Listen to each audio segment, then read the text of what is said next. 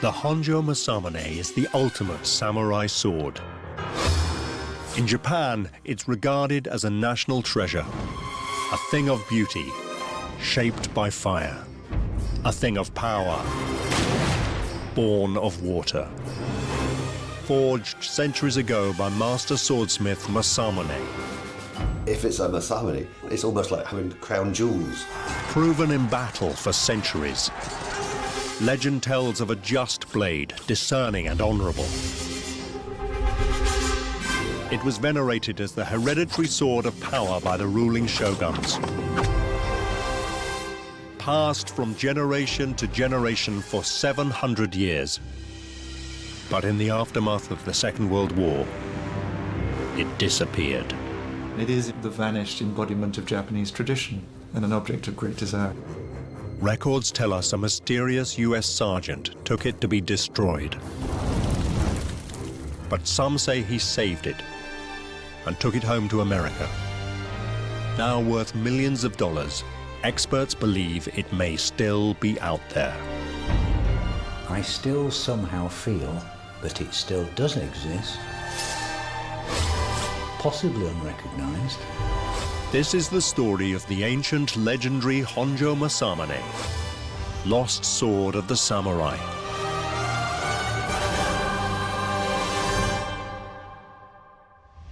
Fantasy, myths, ancient beginnings. Elevate your historical exploration to unparalleled heights with a History Hits subscription. Don't miss out on our latest releases, where classicist Natalie Haynes travels to Corfu to unravel the story of the Gorgon Medusa, one of the most iconic yet misconstrued figures of Greek mythology. Join Jasmine Elmer as she dives into something that people have been obsessed with throughout history: dragons. Where did they come from? What exactly is a dragon? Finally, Dan Snow explores the ancient history of the Isles of Scilly and discovers burial grounds built thousands of years ago. Discover hundreds of hours of award-winning documentaries and ad-free podcasts with History Hit. Sign up for a special offer via the link in the description.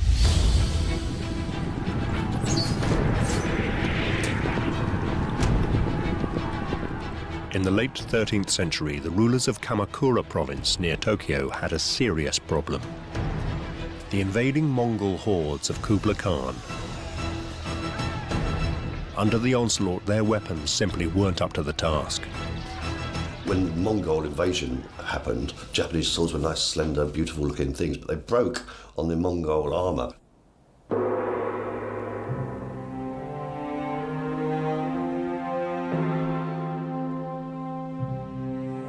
To solve this problem, they turned to swordsmith Honjo Masamune. Masamune's task was to redesign the Japanese sword to withstand the armor and kill the Mongol invaders. Masamune developed techniques that have never been surpassed. First, Masamune beat red-hot high-carbon steel into a thick rectangular billet. Then cutting and folding it again and again, he forged a blade composed of over 30,000 layers. To the thick back edge and the thin cutting edge, he gave very different properties. And these were born not from the heat of the fire, but how the steel cooled in water. The cutting edge, because it hardened quickly, is very, very hard. Almost as hard as glass, but it's brittle. The thicker, heavier back edge gave up its heat more slowly. This changed the structure of the iron itself, making it far less hard but more flexible than the vulnerable sharp edge. The back, because it cuts slowly, is tough and malleable, and it supports and stops that brittle edge cracking. In battle, the thin edge was used defensively to cut. It is rigid and razor sharp. And the back used defensively as a shield. Its flexible spine absorbing impact. But to withstand the Mongol armor, Masamune also made his blades broader from edge to back for strength, the point longer to pierce, and the hardened edge deeper to aid repair.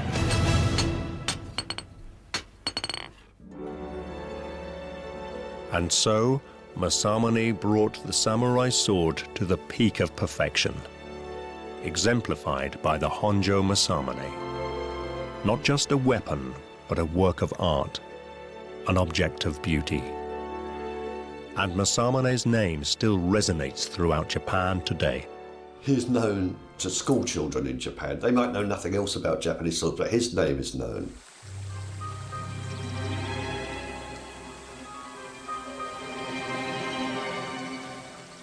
Over the centuries, many legends have grown up about the great Masamune and the magical qualities of his swords. One of Masamune's pupils thought that after many years' training, he had surpassed his master. To test the quality of their respective blades, they suspended them in a stream. The student's blade was so sharp that it cut leaves and twigs, everything in its path. Masamune's blade, just as sharp, cut nothing. The student claimed victory, but a bystander disagreed. He observed that Masamune's blade did not cut needlessly. It was discerning and honorable, a just blade. Masamune is generally given the titles Goro Nayudo, which have Buddhist implications, suggesting he was of the priesthood, or at least a devout follower of Buddha. His finest work, the Honjo Masamune, was primarily a weapon for cutting human flesh. And the samurai would develop a very practical method for testing blades.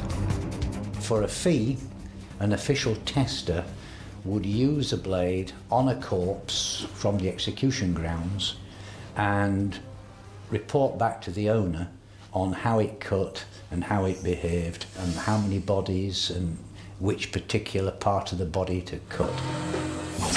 The edge was sharp and the back strong, but yet another key property made the sword so deadly: its curve. Swords were made curved because they cut flesh better when they're curved. There's a slicing action that's automatically built into the cut. There are diagrams which show the various cuts that were tested. The easiest was to chop through a wrist or an ankle. The most difficult would be through the pelvic girdle or the shoulder girdle, and diagonally down through the rib cage, cuts like that. As a permanent record, the test results would be carved into the sword's tang under the mounted grip. It shows that these swordsmiths had great concern, not only just for the look of their swords, but of the effectiveness of their swords.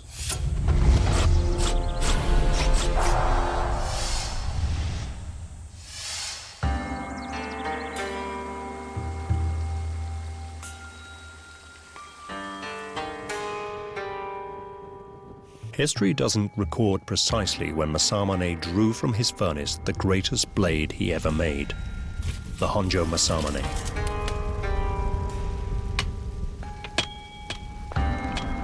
Around the year 1300 is the closest anyone can say.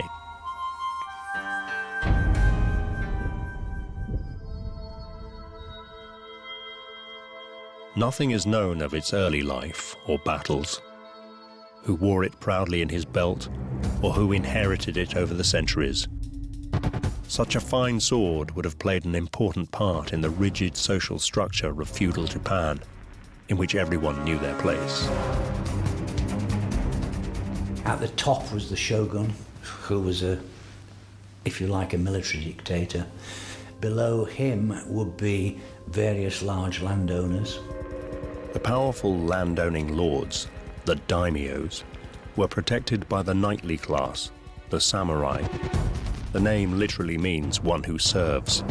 The soul of a samurai is to serve. The soul of a samurai is to wait. The soul of a samurai is to follow his lord, until such time as his lord may want him. The sword was an essential part of a samurai's dress, the uniform of his class. The long sword was a large part of who he was. The sword was something more than just a weapon. It was his most prized possession. It was described as the soul of the samurai. The sword was an important thing for the samurai because it was their badge of rank. It was their status symbol, if you like. Just as a samurai's life belonged to his lord, lives of those with a lower rank, farmers and peasants, belonged to him. The samurai were allowed to cut down anybody without any excuse. If you insulted me and you were a peasant, I could just cut you down and that was it.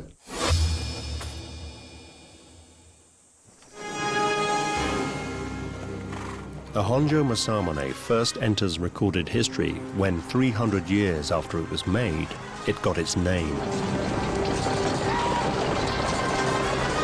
In the 16th century, in battle, General Honjo Shigenaga was attacked by an enemy with Masamune's masterpiece. The sword had already claimed a number of trophy heads that day, but General Honjo Shigenaga prevailed, and finally victorious took the sword as his prize. From then on, it bears his name, Honjo Masamune.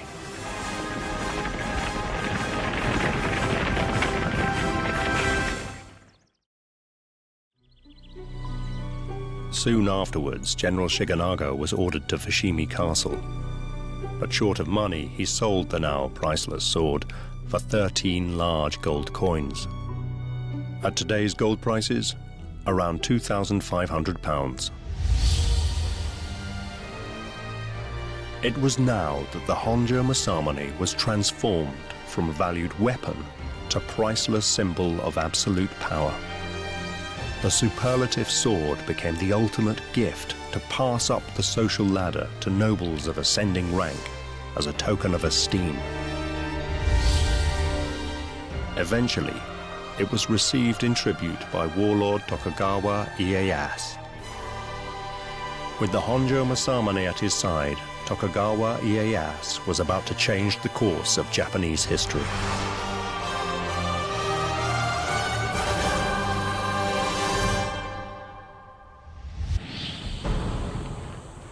Japan was being torn apart by civil war. Daimyo against daimyo, samurai against samurai, each fighting loyally for his lord to the death. Finally, in 1603, Tokugawa Ieyasu amassed enough military power to seize overall control. He made the emperor a mere figurehead. Ieyasu himself would rule all Japan as military dictator. He would be the shogun. Japan was at war for 150 years between the 15th and the 16th centuries. And the great Tokugawa achievement is to make peace break out, if you like.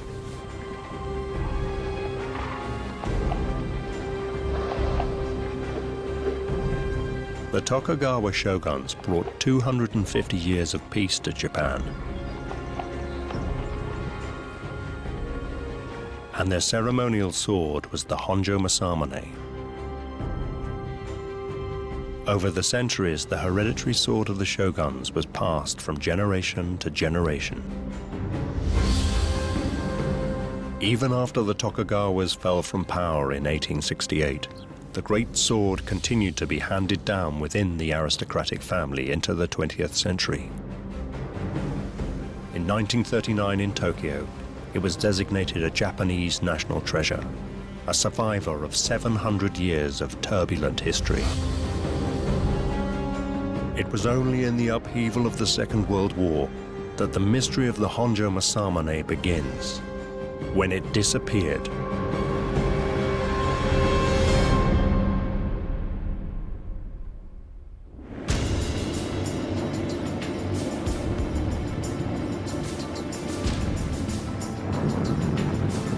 Japan entered World War II in 1941 with a surprise attack on the US Navy anchored at Pearl Harbor, Hawaii.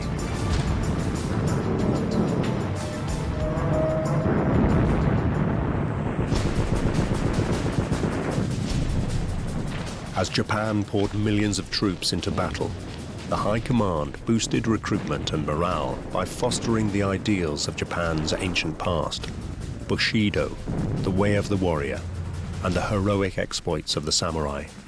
So they gave out swords.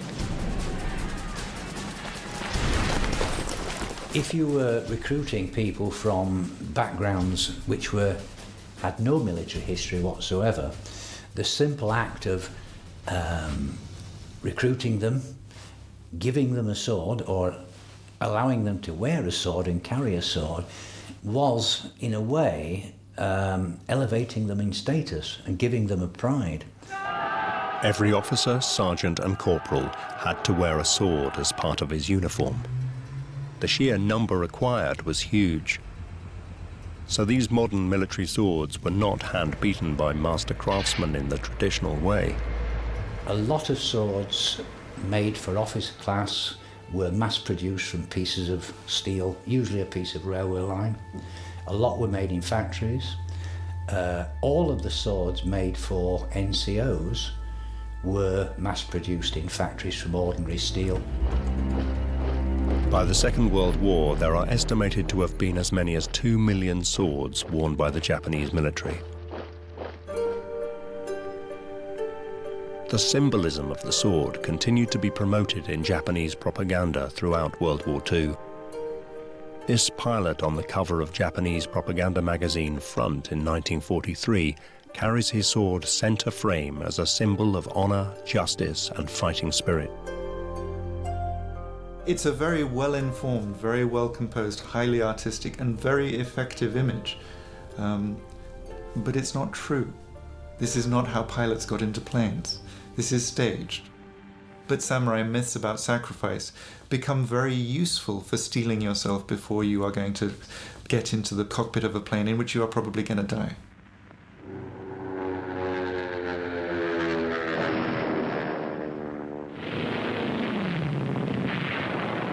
For the Japanese, war was a fight to the death. The emperor and the government could not countenance surrender.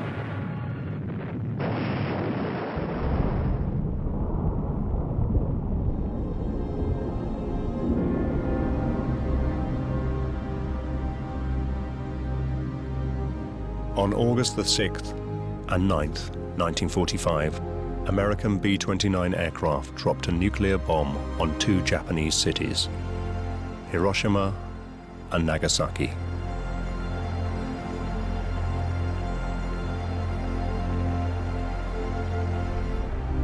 Just 6 days later, the Japanese had to bear the unbearable, think the unthinkable. They surrendered. Across the radio comes the voice of the emperor, which nobody's heard before. And it's a very strange voice, it's a very high voice, it's a very weak voice. He's talking in a language that most of them don't understand. But the message is clear. We've lost. At the end of the Second World War, the average Japanese person would have been totally devastated by having suffered defeat, a loss of face. But on the other hand, the war was over, and the hardship they'd been through, the firebombing, the starvation, was finished. Not for the first time in Japanese history, the emperor had to move aside for a powerful shogun. Shogun is a very old title in Japanese history. It means not just military commander, but supreme dictator. And the man the United States sent to rule occupied Japan was certainly that. 5-star General Douglas MacArthur. You get this tall, white American stepping out of an aeroplane in a very theatrical way. He's dressed very particularly, his collar is open, you know, and this is the new guy in town. MacArthur was a dictator, and he was the supreme commander. It's a time of chaos, and MacArthur's there to do a very particular job, and he's very aware of the job he's going to do. He's very charismatic, he's very savvy. There's a very famous photograph, for example, of MacArthur standing next to the emperor in morning coat, looking incredibly formal. MacArthur again with the open shirt collar and towering over him. And of course it's a way of making a very profound statement. MacArthur, officially accepted the Japanese surrender in a ceremony aboard the USS Missouri in Tokyo Bay on the 2nd of September 1945. It is my earnest hope, and indeed the hope of all mankind, that from this solemn occasion a better world shall emerge out of the blood and carnage of the past.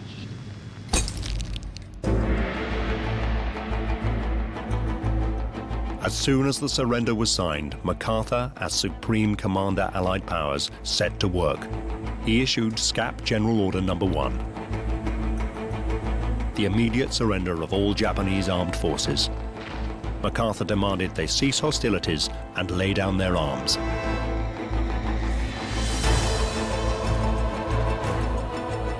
At the beginning of the occupation, though, there are two main objectives. The first, the urgent one, is demilitarization. You have to take the stuff away, you have to make sure they don't do it again.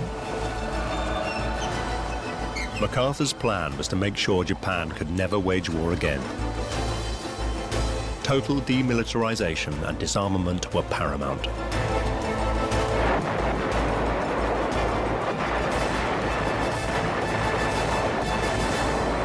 They destroyed a lot of, honest-to-God, modern military material, planes and so on and so forth. They also collected a lot of gunpowder, which of course has its uses. They just collected everything.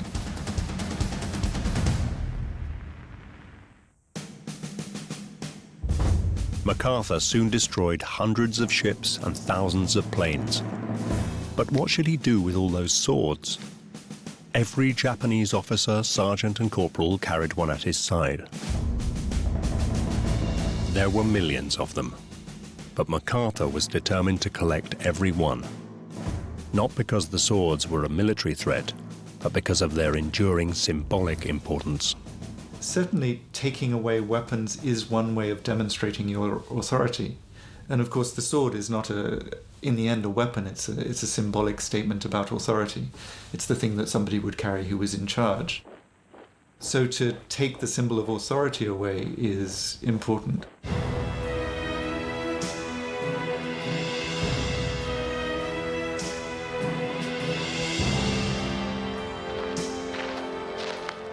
All over the Pacific, surrender ceremonies were organized by the victorious Allies. On parade grounds in Sumatra, Burma, and Malaya, Japanese fighting men suffered the humiliation of surrendering their treasured swords to the Americans.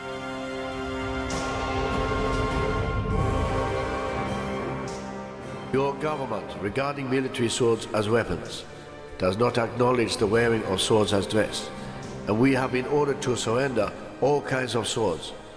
Japanese officers are extremely dejected and troubled. What the Allies didn't realize was that some of the swords were not modern, mass-produced weapons, but handcrafted antiques of great value. Some families at the beginning of the war who did own swords that had been in the family for many, many generations and possibly had been used in warfare in the distant past, took them to battle, having picked up a tradition that had been going on for centuries of carrying an ancestor's sword into battle.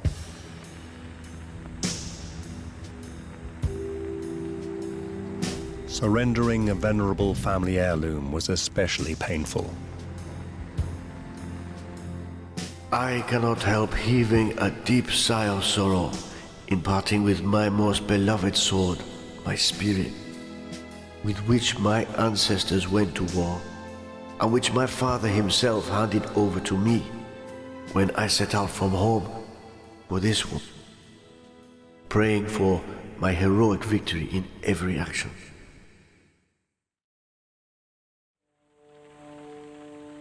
Hundreds of thousands of swords were surrendered, but what to do with them? Some were awarded to Allied officers or to civilians who had distinguished themselves in the war effort. To one, a crude, mass-produced blade, to another, perhaps a centuries-old work of art. The Americans didn't know or care.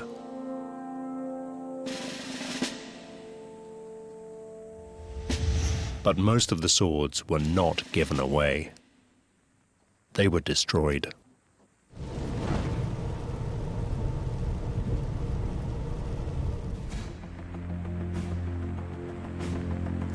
The SCAP instruction for disarmament applied not only to frontline soldiers, but the people of Japan at home too. Even swords in private hands. The Honjo Masamune in the Tokugawa mansion in Tokyo was no exception.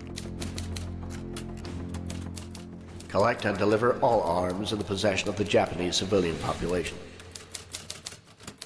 All of the swords in Japan were rounded up into centres, usually warehouses or school gymnasiums, and piled high ready for destruction.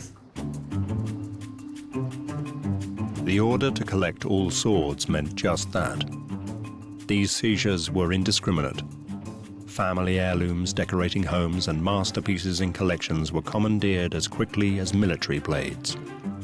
The people who were handling the swords, who were sweeping them up in the dragnet, were quite low-level functionaries, very hard-pressed for time, as low-level functionaries normally are. They're not colonels with an enormous amount of time on their hand. They don't know what they're dealing with. The owners of swords were instructed to take them to collection points such as police stations. Even the aristocratic Tokugawa family, who as shoguns once ruled Japan, were not exempt. The SCAP instructions were law, and they were ordered to relinquish all their fine swords, including the legendary Honjo Masamune. In Japan, there was outrage. Would they really have to give it up to the Americans, who appreciated nothing of its history or symbolism? Influential people, collectors and museum curators, were soon complaining to SCAP about this assault on the Japanese heritage. Very quickly they discover that there's blowback, if you like, that they are being indiscriminate and that they're annoying some people. Of course, they learn more very quickly. They learn that some people don't like having their swords taken away. They learn that there are collectors of Japanese swords who have nice collections, which got caught up in the dragnet. A key figure in trying to save swords, like the Honjo Masamune, was Dr. Junji Homma of the Tokyo Museum. He met military police commander Colonel Victor C. Cadwell of the US 8th Army, the officer in charge of weapons collection. Dr. Homma explained that some swords were ancient works of an almost forgotten art, like the cathedrals of the West. A vivid symbol that was an extension of the samurai himself, influencing Japanese art and literature. Dr. Homma argued that they were not military weapons at all. Treasures like the Honjo Masamune were art swords. It was people like Homma who coined the phrase of Japanese art swords in order to save them from destruction by the occupying forces. It was essential they were preserved because they were part of Japan's historic artistic inheritance. Then this term art sword was devised. Homma succeeded and convinced Colonel Cadwell that Japanese swords were not simply wartime weapons and should no longer be treated as such. SCAP Instruction 12 tried to clarify the situation. You are advised that if these swords are the personal property of those officers concerned, they may be retained on condition that henceforth it will be understood that they have no military significance whatsoever, but are household treasures. But Cadwell didn't have the final word. As late as November the 11th, 1945, contradictory orders were issued by SCAP. All swords, including privately owned swords, shall be treated as symbols of militarism and destroyed.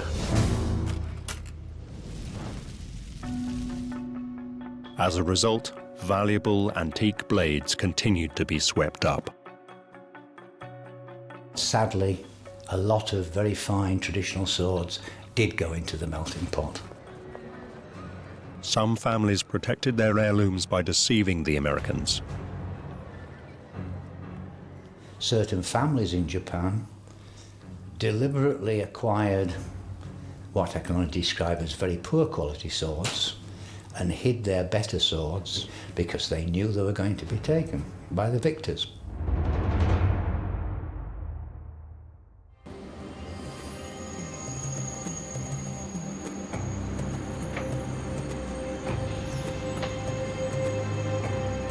But the Tokugawa family did no such thing. They took a very different, honourable course and accepted the latest edict from SCAP.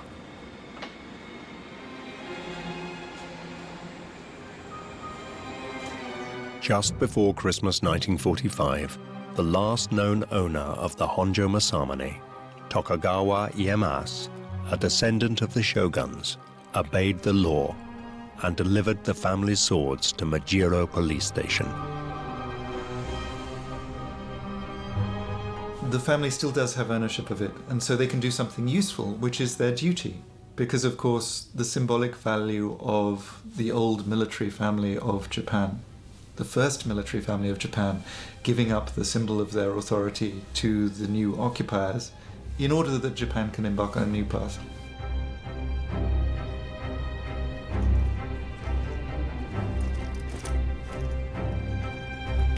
Tokugawa Ieyasu handed in 15 swords, bundled all together. And among them was the finest sword ever made, the Honjo Masamune.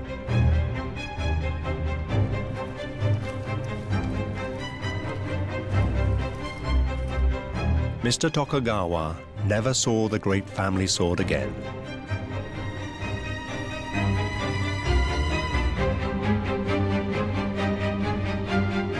The Honjo Masamune disappeared and entered the realm of conjecture and mystery.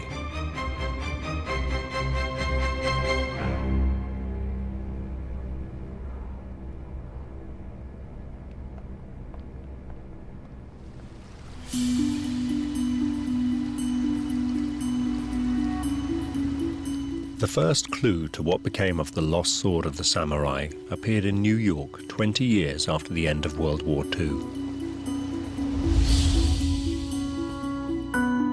The August 1966 edition of Saga, an American adventure and mystery magazine, contained an article listing Japanese national treasures that went missing after the war. The list of 14 swords included the Honjo Masamune. Here in black and white, it recorded that a Sergeant Coldy Bymore of the 7th US Cavalry had collected it from the police station at Majiro. But how reliable was this record? What is undoubtedly true is that the 7th Cavalry patrols were in Tokyo and did make inventories of all arsenals, factories, barracks and storage depots. They also disposed of munitions and conducted patrols in search of hidden Japanese weapons, including swords. This corroborates the Saga magazine article.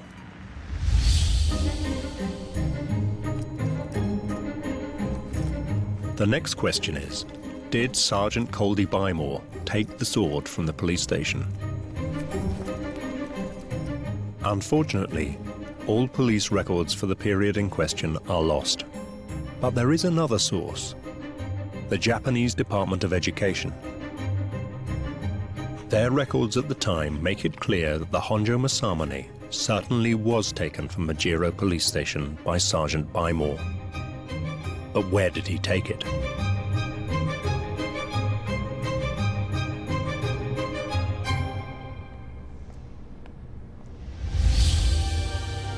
All over Japan, collected swords were piled high in warehouses before being dumped at sea or melted down for scrap iron. In Tokyo, for Sergeant Coldy Bymore, storage was at the Akabane depot. To avoid the destruction of art swords, every blade at Akabane was scrutinized by Dr. Junji Homa's inspection committee. It was a big success. Nearly 5,000 swords were identified as important cultural artifacts and returned to their owners. But the Honjo Masamune was not among them. Was it fed to the furnace and destroyed? Or did Coldy Bymore keep it for himself? I think it's most unlikely that the Honjo Masamune sword did go into a melting pot. The Tokugawa, having been shoguns of Japan, and hence at the pinnacle of Japanese society, would have had some extremely fine swords. And I'm pretty sure that even the police in the local police station and the sergeant to which they were handed over to would have recognised the quality of the mountings, if nothing else. And therefore, I suspect they were shipped back to America pretty quickly.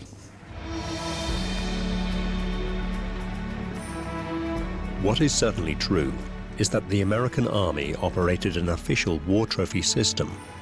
A GI who had taken part in the Pacific War could, with the correct permission slip, take home one enemy gun and one sword as personal souvenirs.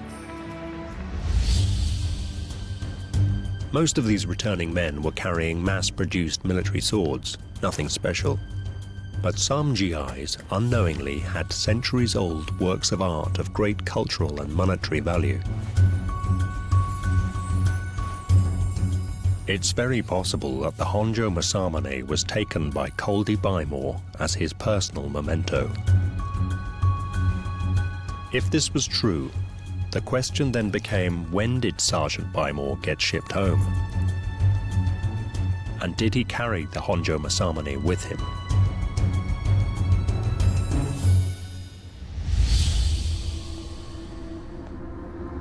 At this point, the trail becomes even more obscured. 7th Cavalry records should reveal when Sergeant Coldy Bymore left Japan and when he arrived home. But the 7th Cavalry Veterans Association lists no one by that name. Does that mean there never was a Coldy Bymore? The facts are more complicated. The Saga magazine article contains another clue. It describes the name Coldy Bymore as phonetic. This indicates it's a translation from English into Japanese. The strange name Coldy Bymore may be inaccurate. We're moving between languages. We're moving between languages fast on a busy day when there are 100 different things to do by somebody scribbling in a book. So when you hear the name that's come down to us, the first thing that comes to mind is, this isn't an American name. This is a problem of transliteration. The Japanese have developed phonetic alphabets to help transcode English and other languages. The characters are not words, as in Japanese, but represent particular sounds. It is not precise. In order to get the sergeant's name down, what the Japanese sergeant would have done would have been to write his name in a Japanese syllabary, an alphabet, but we call it a syllabary, because it's a way of transliterating English into Japanese. This system of transliteration is far from perfect, as Japanese sounds don't appear in English, and English sounds have no Japanese equivalent. The name may not be Coldy Bymore, but something that sounds a bit like it. If you think back to that moment when he wrote it down, it sounds something like Gorudi Baimor, or maybe Bimoru, and actually then transcribing back, because it went both ways. So maybe this is Goldie Beamer, maybe this is Cody, maybe this is Biltmore. God knows. When the American sergeant said, "Oh, my name's Goldie Beamer," the Japanese would say Gorudi Bimaru, and then put it into these characters which then come back to us in a scrambled form.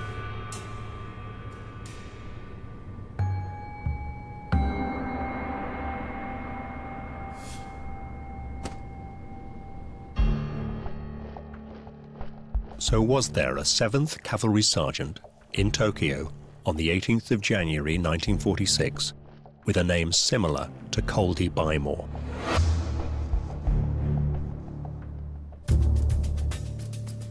Unfortunately, the scrap records of lowly sergeants have been routinely destroyed. The true name of the sergeant can never be found. But even so, many believe the Honjo Masamune could still turn up.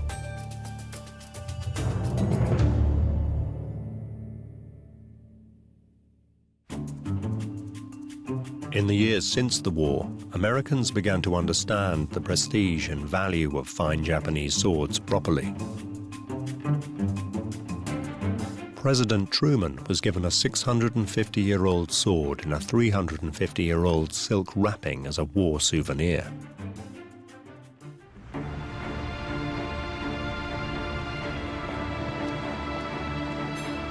The Allied occupation of Japan continued until 1952, and the influx of swords to America after the Second World War was like a tsunami.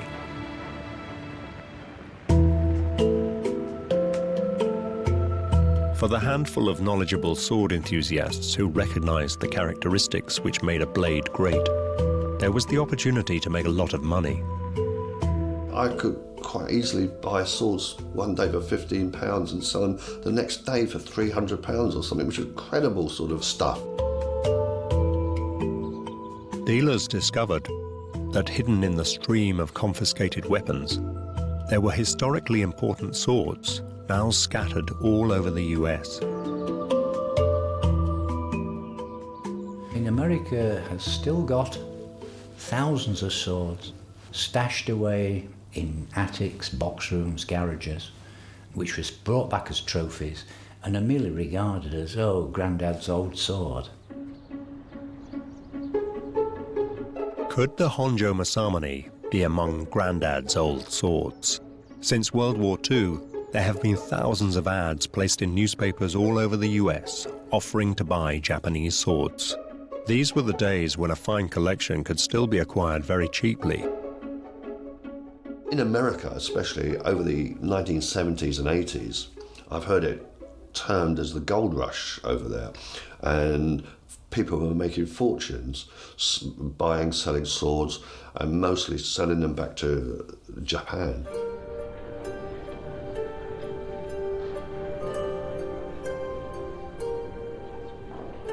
As this market developed, some important art swords did occasionally turn up.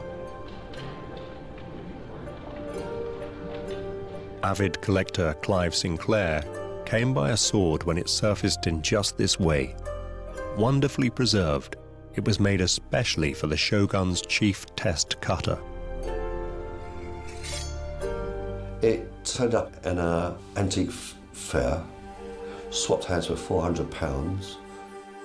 Within half an hour, it's got up to £1,500. And I paid £10,000 for it. And I've spent another £3,000 on it since then. And it's been exhibited in Japan. It's a very good sword. Could this one day happen to the Honjo Masamune? If it did emerge from someone's attic, how could it be recognized? There is a telltale way of knowing. 700 years ago, when Masamune plunged the hot blade into cold water, he gave birth to a razor-sharp weapon. But he also gave the Honjo Masamune a unique signature. If a sword turned up that was claimed to be the Honjo Masamune, because it was a national treasure, prior to the war there were very, very accurate drawings made of its shape, the patterning of the hardened edge, which you could use to compare a sword with, to say, yes, it's the same, or no, it isn't. For centuries, it was customary for an artist to meticulously draw the unique pattern on the edge of a fine sword, the hamon. When in 1939 the Japanese declared the Honjo Masamune a national treasure, such fine detailed drawings of the hamon were made. If the Honjo Masamune ever appeared at an antiques fair or auction, there could be no mistake. Its fingerprints have been taken. At this point, perhaps the best way of understanding the meaning of that sword is as an artistic object. So it's made by a famous maker, and it has fabulous provenance. If you go to an auction house today, you need something with provenance. You need to know which hands it's passed through. But any lucky finder in the US would face a catch-22. For a collector to be certain, for its identity to be official, the Honjo Masamune would have to be sent to Japan for shinsa, a rigorous examination by Japanese experts. The problem with that is, if you live in America and you own this sword and you send it to Japan for Shinsa, they won't allow it to be exported again. So you've actually got to give it back to Japan, basically, to get it verified. So, if anyone did find it, they would have every incentive to keep it secret, for fear of losing it. Whatever the case, the whereabouts of the Honjo Masamune remains a complete mystery to this day. Anyone trying to trace it faces huge obstacles. The few clues there are sparse. The identity of the elusive cavalry sergeant is still a mystery. Precisely what happened that day at the Majiro police station may never be known.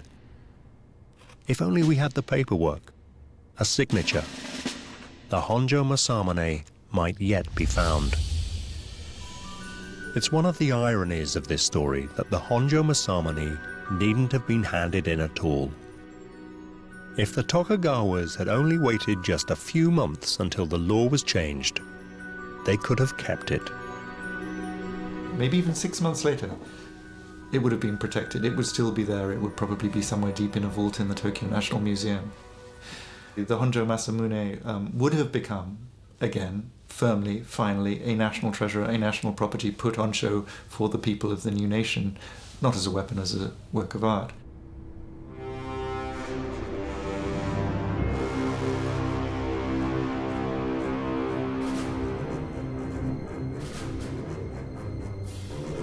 There is another irony.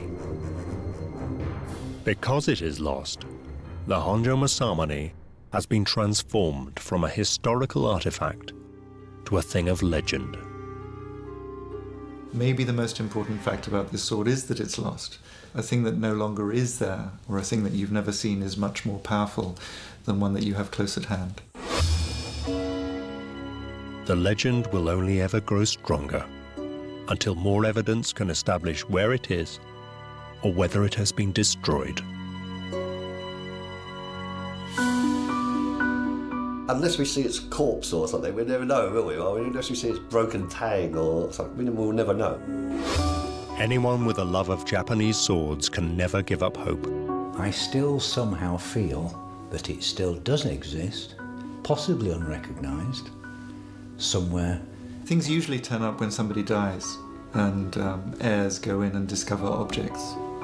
It could still turn up. If it did, it would be a media spectacle. It would be wonderful if somebody could find that sword.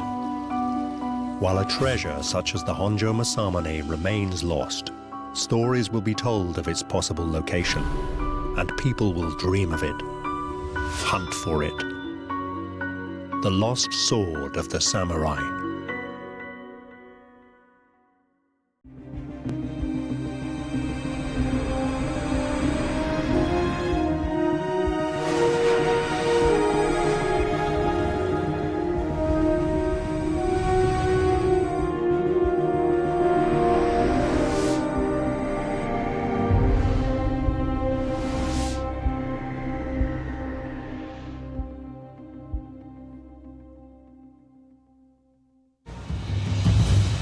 In a church in Rome, there's a piece of wood that's been revered for hundreds of years.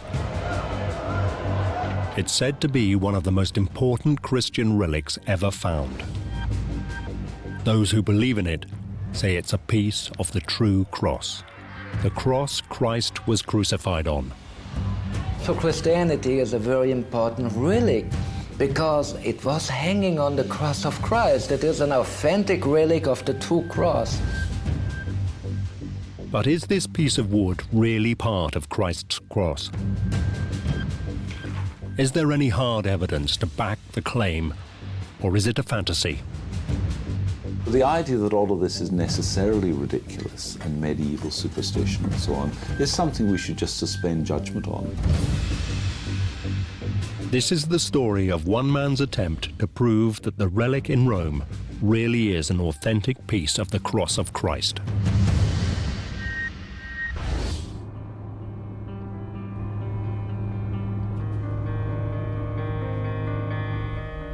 Michael Hesemann is a historian. He specializes in religious history. For years, he's been on a quest.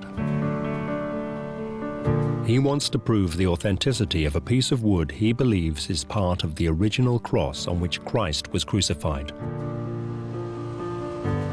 The so-called True Cross. It is the most important relic of Christianity because it is a silent witness of the crucifixion of our Lord. Hesemann is not the first person to make such claims for a piece of wood. For hundreds of years, adventurers have brought back what they claim are samples of the True Cross. There are dozens of fragments of wood purporting to be from Christ's crucifixion.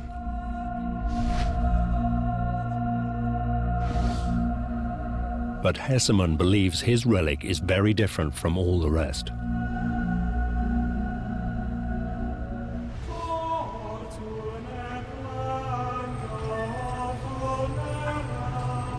The relic is housed in a church in Rome known as Santa Croce, or the Church of the Holy Cross.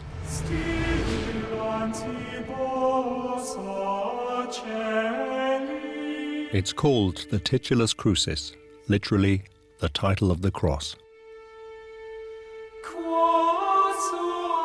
It's a fragment of a larger piece of wood, which, according to the Bible, was placed above the head of Christ as he hung on the cross. On it are written the words, Jesus of Nazareth, in Hebrew, Greek, and Latin. Some of the exact words recorded in the Bible.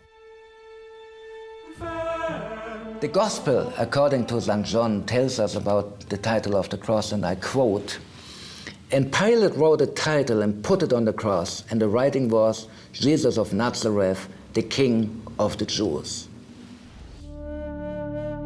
No one questions such plaques were placed above the heads of those crucified. So if Christ died on the cross, he almost certainly would have had one too. We know from Roman contemporary sources, Roman historians, but indeed, in most cases, the name of a person sentenced to death and the reason for this penalty were mentioned. And in the case of Christ, it was a very plausible inscription, Jesus of Nazareth, which was the name under which he was known. And the crime was to claim to be the King of the Jews. For Hesemann, it's this inscription on the relic in Santa Croce that makes it so special. It's the only fragment of wood, he believes, with a credible link to the original cross of Christ.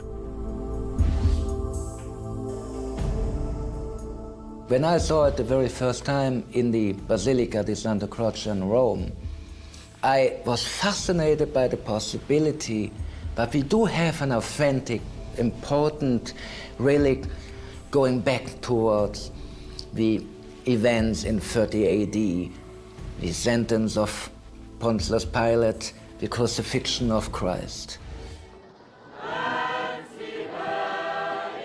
If he's right, it's a potential superstar among Christian relics. If the title is authentic, we have the only surviving relic of the most important court case in history, the case of Jesus of Nazareth, and the potential to be the oldest written record mentioning the name of Jesus Christ. 15 years ago, Hesemann set out to prove its authenticity. Was there any evidence the fragment of wood he could see in Rome had come from the Holy Land? And if there was, how had it traveled 1,500 miles from the Middle East? The quest for answers would take Hesemann on a long and confusing journey.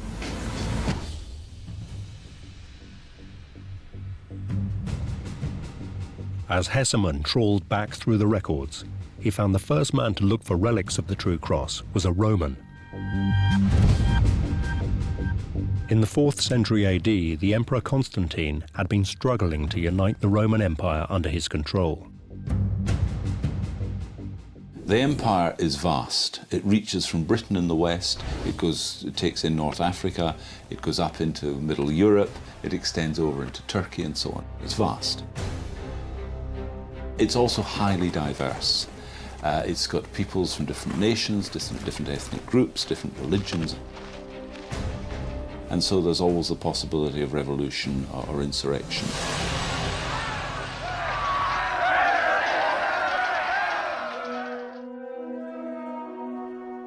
What Constantine needed was a unifying belief system that would pull the empire together.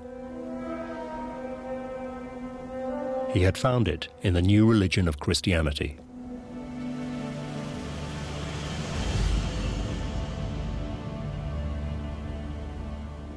It's pretty clear that he's seen in Christianity the possibility of a uniting force, something that can give the empire, across its full range, a common identity.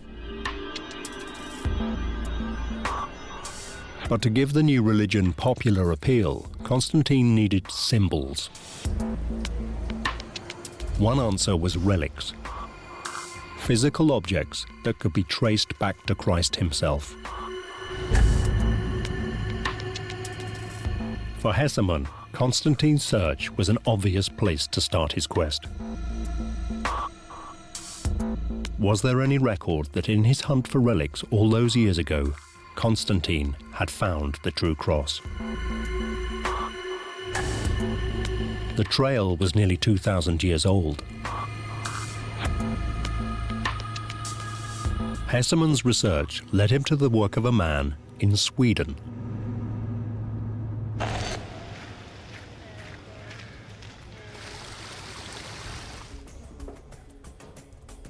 Stephen Borghammar is Professor of Biblical Studies at the University of Lund in southern Sweden. He's drawn together memoirs and biographies from the time and produced an exhaustive account of Constantine's hunt for relics. They tell how the Roman Emperor's 70-year-old mother, Empress Helena, was sent to find the true cross. By some accounts, Constantine sends Helena off to look for holy places, for relics of Christ's birth, passion, resurrection, ascension into heaven. By other accounts, it is Helena's own initiative. Whichever version is true, in AD 325, Helena set off on a major expedition.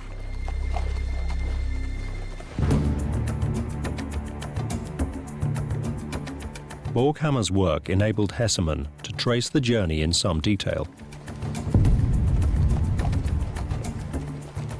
The journey started near Constantinople, present-day Istanbul. And if they had taken the land route, they would have gone basically from north to south in present-day Turkey, passing through the Taurus Mountains. And then they would have gone along the coast, basically down to Caesarea, and then by some route up to Jerusalem.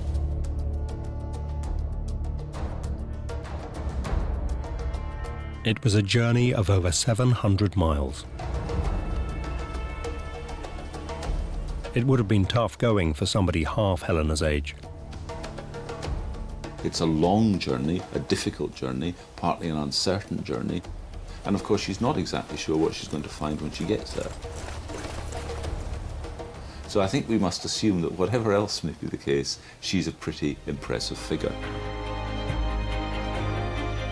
Helena's journey in pursuit of relics would be celebrated in paintings and murals. It took her several months.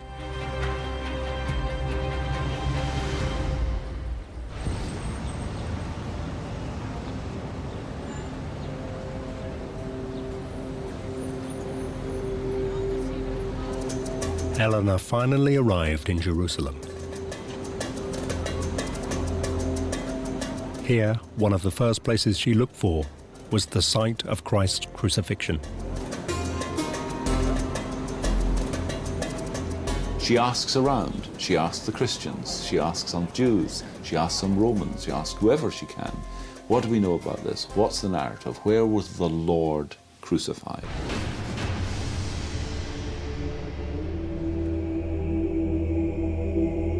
She soon learned Christians were already venerating the symbol of Christ's crucifixion, the cross.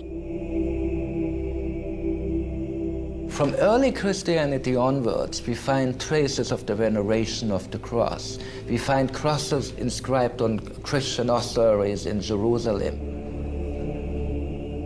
We found indications that the cross was a sacred symbol of Christianity from the very beginning. But were there any physical remains of the original true cross? According to popular legend, Helena soon found a man who appeared to know where fragments were buried. But he wouldn't tell. So Helena, in the fashion of the day, ordered him tortured. She puts him at the bottom of a well for a whole week without food, and then he softens and he says, "Okay, I'll show you the spot."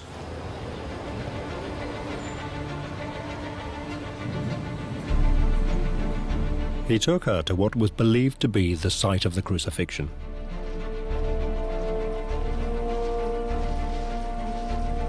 As Hesemann traced the story, he discovered Helena had found a Roman temple to Venus on top of the site. Helena gives the instruction that the existing Roman temple is to be demolished and that excavations are to begin in search of the site of Christ's crucifixion.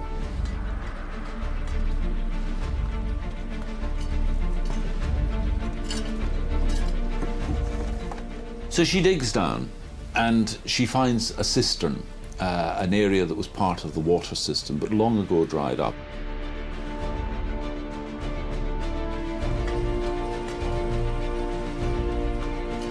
And she finds the remains of 3 crosses.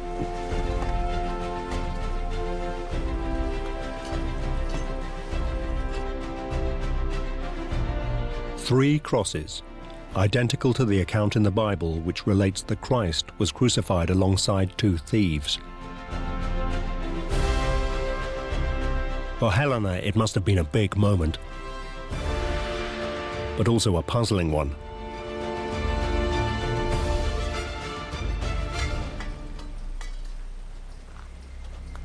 How could she tell which was the wood of Christ's cross?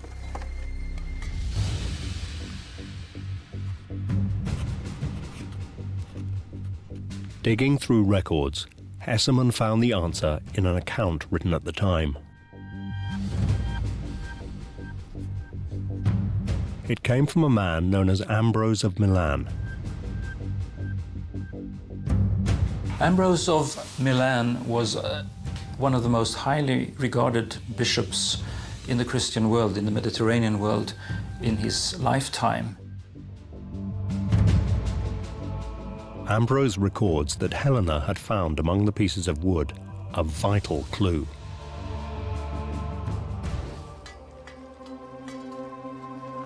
She hadn't just found beams of wood. Attached to one cross was the Titulus Crucis, the piece of wood said to have hung above Christ's head. The account in Ambrose is fairly detailed, telling the whole story of Helena finding the cross and mentioning also that the Titulus was found together with it.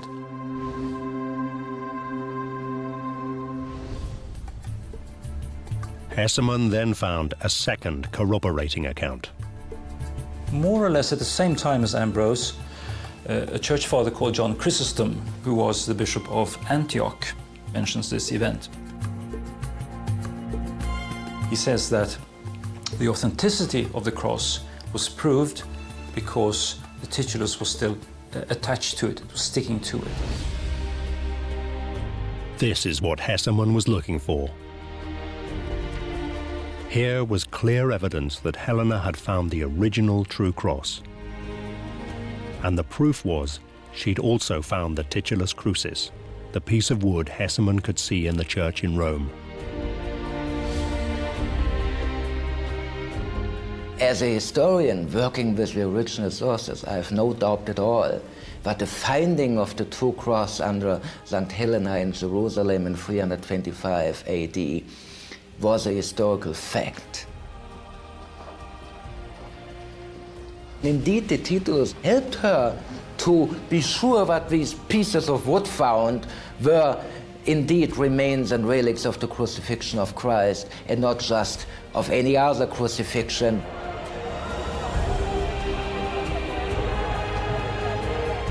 But is any of this story really true? Had Helena even been to Jerusalem? One piece of proof was a very solid celebration of her achievement.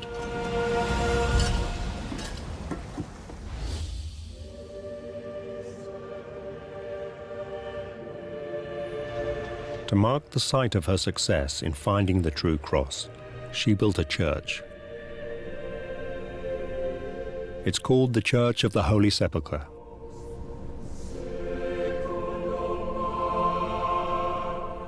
Today, it's one of Jerusalem's most visited and important holy places. Hesemann had traced the first link in his hunt to prove the authenticity of the Titulus Crucis. He'd found strong evidence for its discovery. The next task was to find the link between Helena's discovery and the fragment of wood in Rome over 1,000 miles away.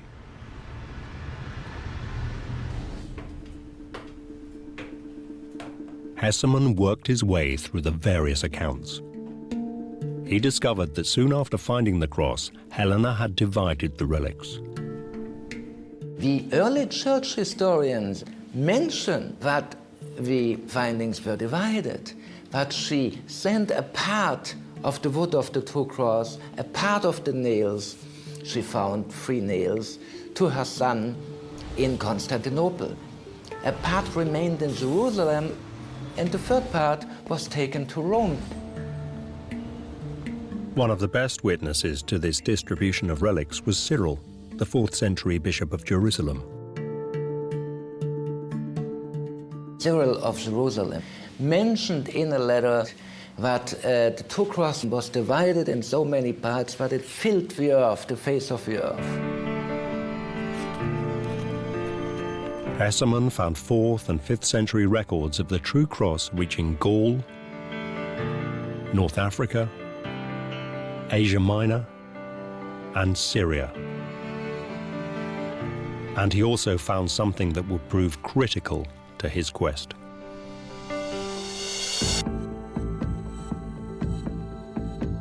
Helena had not just divided up the wood of the cross. She'd also cut up the Titulus Crucis itself, simply chopped it into several pieces. Exactly how many bits remains uncertain. But there's a good account of what became of at least one piece in Jerusalem. Some 60 years after Helena's triumph, it was seen by a Spanish pilgrim. She was called Egeria. She tells how on one particular day there was a celebratory event in which a box was produced. The Bishop of Jerusalem, assisted by some presbyters, or we might now think of as kind of priest figures, attended this. The box was open, and revealed within it were parts of the cross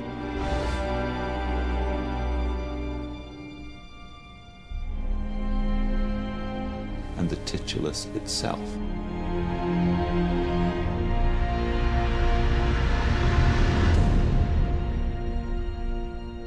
Egeria says she has seen it, and she is, generally speaking, a good witness to things and persons and events. She seems to be very reliable.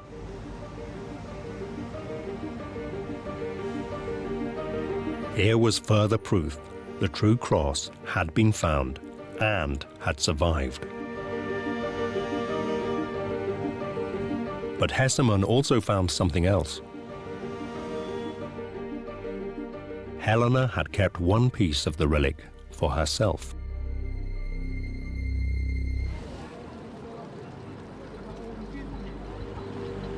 Hesemann now made another crucial link in the story.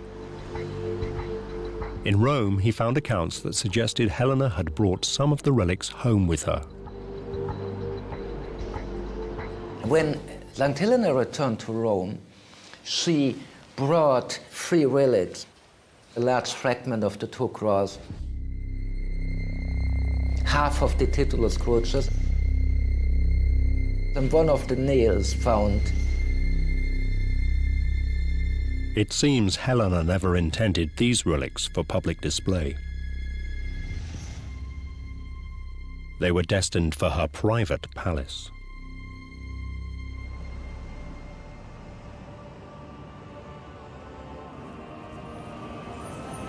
In the second half of the 4th century AD, Helena died.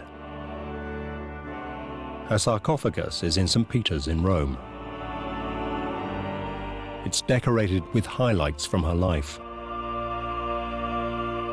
She was canonized and is often depicted with a cross. Hesemann had completed the next link in his quest. He had traced the titulus from Jerusalem to Rome. But at this point, the trail gets murky. What had become of the relic after Helena's death?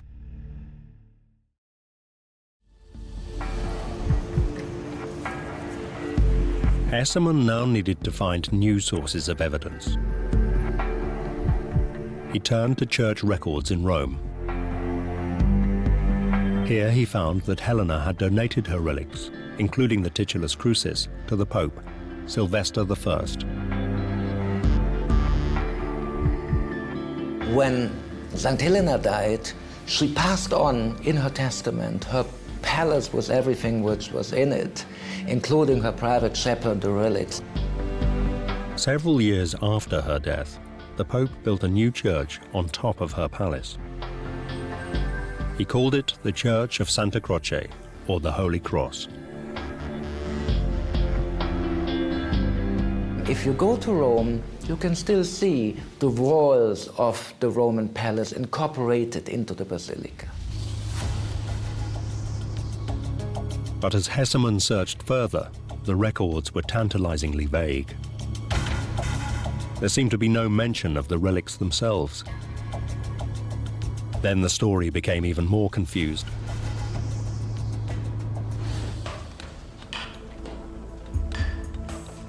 Reading through church records, Hesemann found that 800 years after Helena's death, in the 12th century, the Church of Santa Croce had undergone extensive restoration.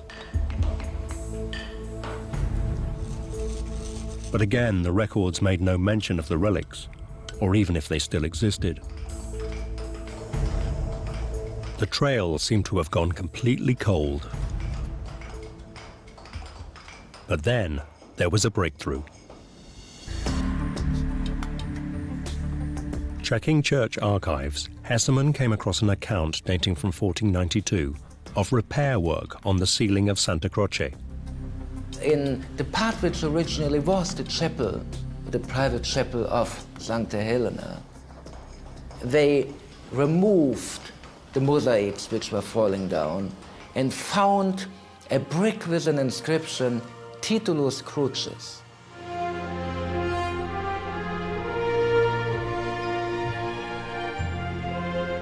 Of course, they removed this brick, and behind they found a box.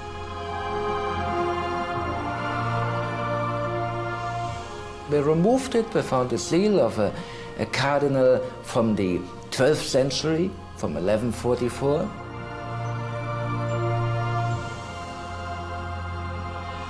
And they broke the seal. They opened it and they found the piece of wood with the inscription in 3 languages, Jesus of Nazareth. The fragment of the Titulus Crucis, the fragment of the inscription of the cross. It was an extraordinary discovery. The first confirmed sighting of the Titulus Crucis for over 1,000 years.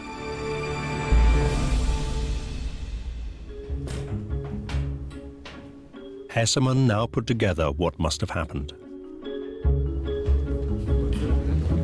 When the church had been restored in the 12th century, the relics must have been packed away in the roof,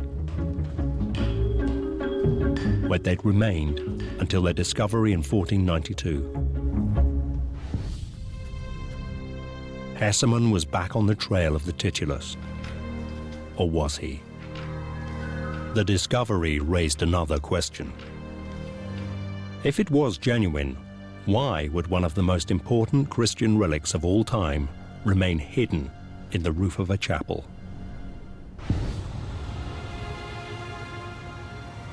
Hesemann puzzled over what might have happened at Santa Croce. Finally, he came up with an answer. In the early Middle Ages and late antiquity, it was normal not to expose relics for public veneration, but to hide them in the walls of a church, because they believe that it sanctifies the entire church. In Hesemann's judgment, the very fact that the Titulus Crucis had remained hidden away lent it even greater authenticity.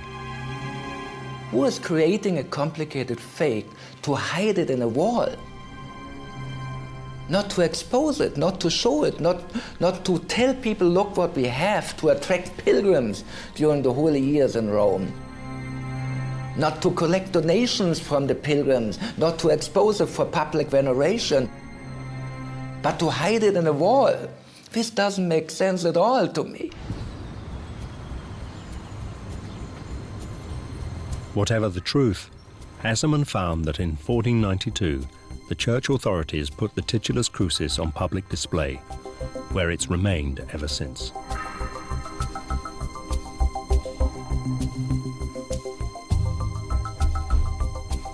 Hesemann had successfully linked the Titulus Crucis in Rome back to the Holy Land. Yet some links in the story were still uncertain. In particular, the link between the Titulus arriving in Rome and its discovery by workmen in the 15th century was weak.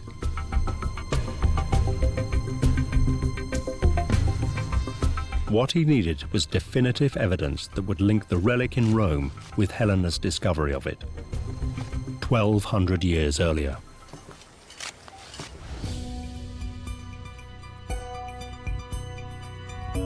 Hesemann now embarked on a close scrutiny of the fragment of the Titulus itself. The Titulus Crucis is a piece of brown nutwood, 25 by 14 centimeters in size, 700 grams in weight.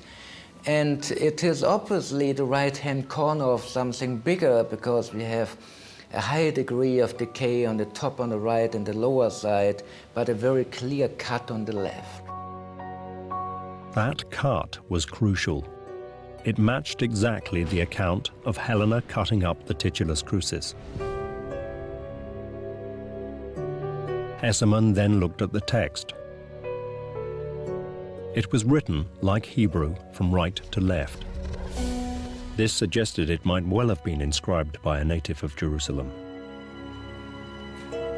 It has 3 lines of inscription in Hebrew, in Greek, and in Latin, all giving the same information: Yeshu Hanozri, I.Nazarenus, I.Nazarenus, the name of Jesus of Nazareth. The colouring was also typical of the Roman era in Palestine. The letters have remains of black color inside, and the brown wood was covered with the remains of white chalk. So obviously it was originally black and white. And this is typical for Roman wood tablets in general. They make the colorization so it's better readable. But it was the words on the Titulus Crucis that particularly attracted Hesemann's attention.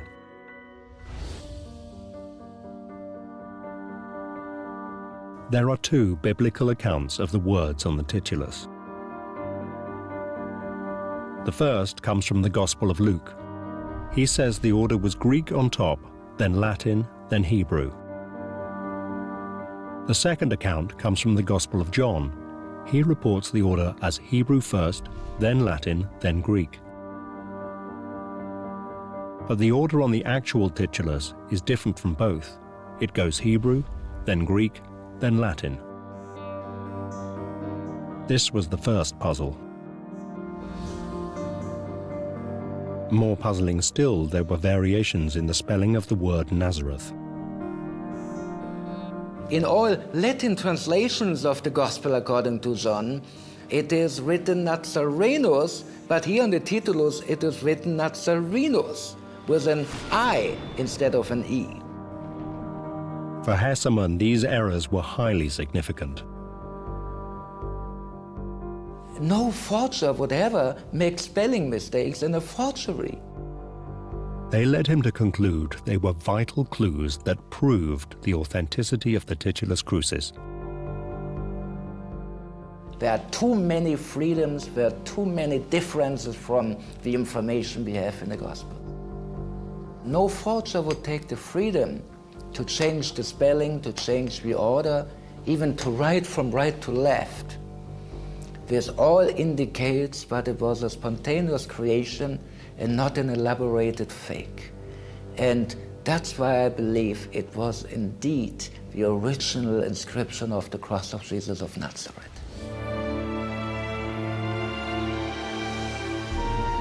In other words, for Hesemann, the very fact that the writing on the titulus was different from the version in the Gospels proved it was authentic. A forger would never make such basic mistakes.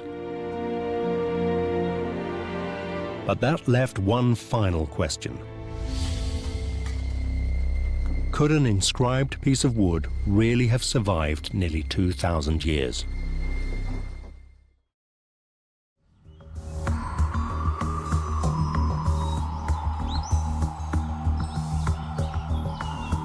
The answer came, unexpectedly, from Roman remains in Britain, Hadrian's Wall.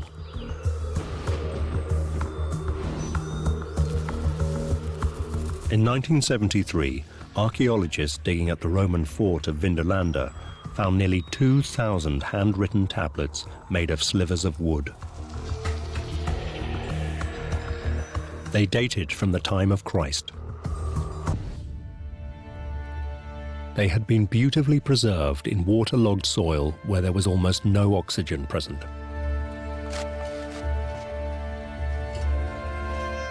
Oxygen encourages decay.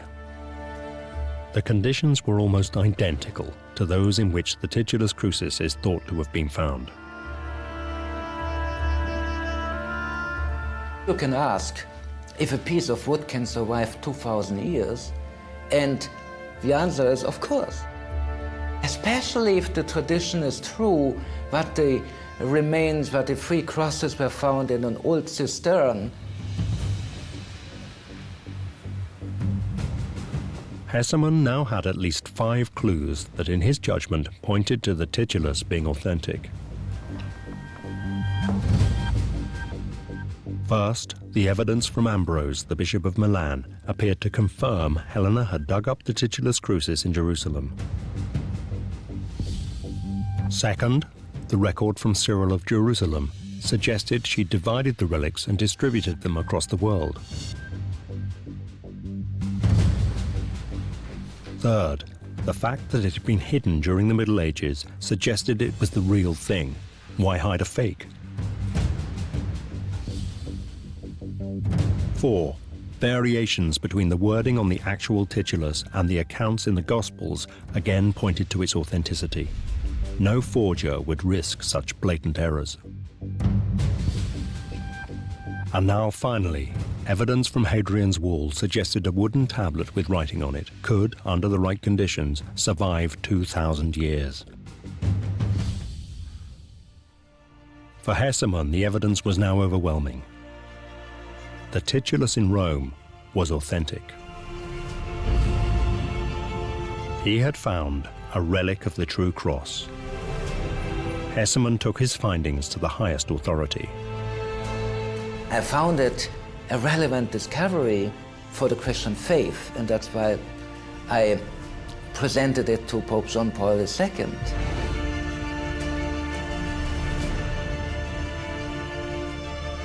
History doesn't relate what the Pope's response was,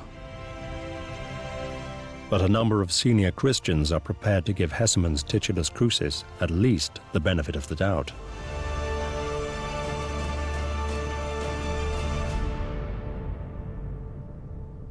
If we ask ourselves the question, what relics might have survived from the crucifixion, it's in fact highly likely that among those would have been this title that was put upon the cross. It's so important as identifying the figure of Jesus that it's very likely that it would have been preserved, and of course it was very easy to remove and take away. So the idea that all of this is necessarily ridiculous and medieval superstition and so on is something we should just suspend judgment on. But are they right? So far, all Hesemann's evidence had either been a paper trail or had relied on basic archaeological techniques. Could hard scientific scrutiny now back this up? The investigation was about to take a new twist.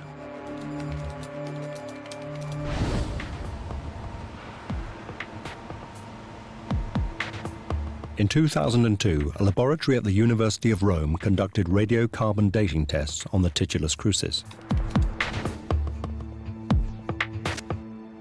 If it was authentic, it should date from around 30 AD. They took 6 samples from the back of the Titulus Crucis. You do a level of pre-treatment that should get rid of any contaminant carbon from the sample. After this decontamination, the tiny pieces of wood were analysed for their radiocarbon-14 content to discover their age.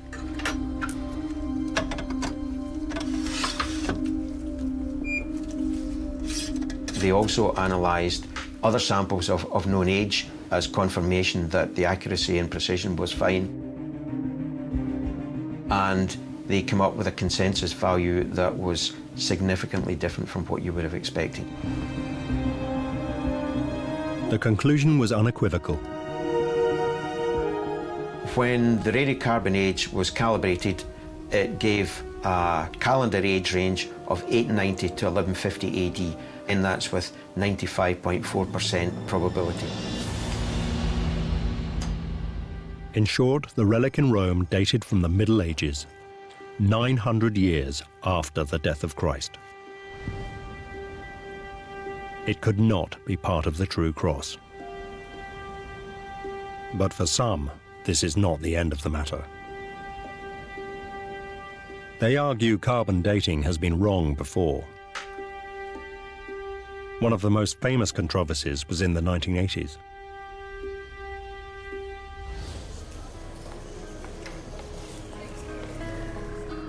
In 1988, samples of the Turin shroud were tested for their age. The shroud is a piece of fabric bearing an apparently 3D image of a Christ-like human face. Legend says the cloth was placed over the face of Jesus after his crucifixion and miraculously picked up his image. When samples of the shroud were sent to 3 different laboratories for radiocarbon dating, the results suggested it was a medieval fake. The results were comparable between the 3 laboratories and gave an age range of 1260 to 1390 AD with a 95.4% probability that the true age lies within that span. Now that's not to say that the other 5% is way out of that span. Yet a number of people, few of them scientists, have challenged the finding. They believe there were fundamental problems with the sample. It was contaminated. The shroud has a vast history. People have gotten their fingers all over it. Artists have copied it. There's been paint dropped on it. It's been in countless numbers of chapels and so on, with all that atmosphere there. It's been through a fire. At least one we know of, and doused with water. The fire was so hot that it melted the metal casket that the shroud was in. So all of these are tremendous contaminants. They argue that problems like these have discredited carbon-14 testing, certainly in the case of the shroud.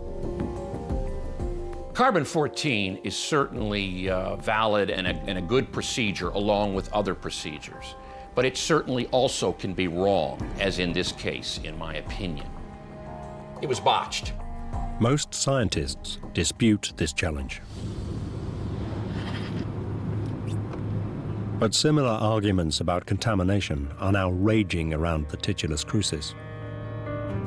For Hesemann, the carbon dating results are simply not credible.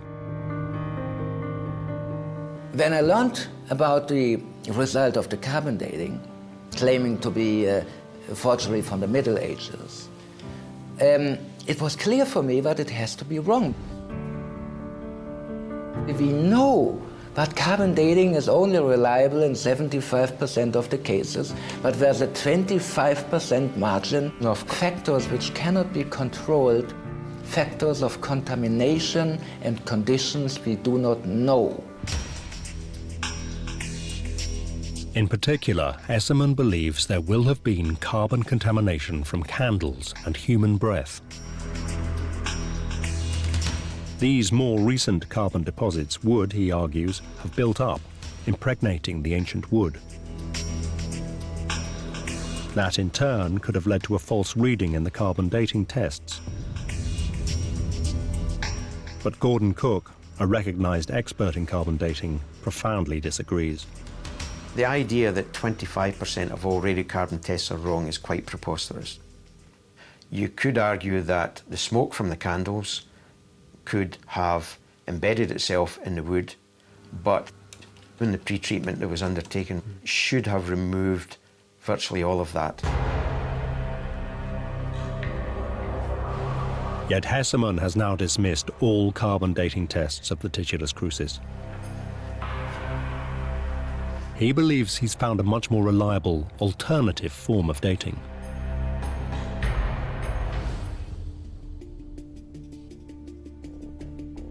It's a method that draws on changing styles of handwriting. It's called comparative paleography. This method is accepted in history because people changed the way of writing during the ages. If you have a letter written by your granny during World War II, the handwriting is different from the handwriting of people today. Comparative paleography argues that the writing style of one period is not only different from another, but during any one period there is a clear uniformity of style. So a medieval text will always look different from a piece of copperplate writing, which in turn could never be mistaken for a 19th century piece of writing.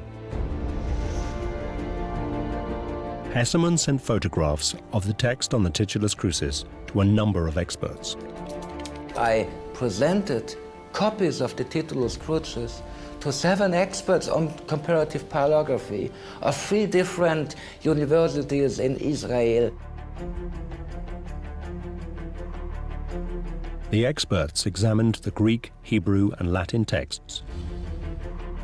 They all, apparently, came to the same conclusion. All of them, experts on Latin, Greek, and Hebrew paleography in the Holy Land, scholars who worked with the Dead Sea Scrolls, dated it into the 1st century, the time of Christ. But is comparative paleography really more reliable than carbon dating?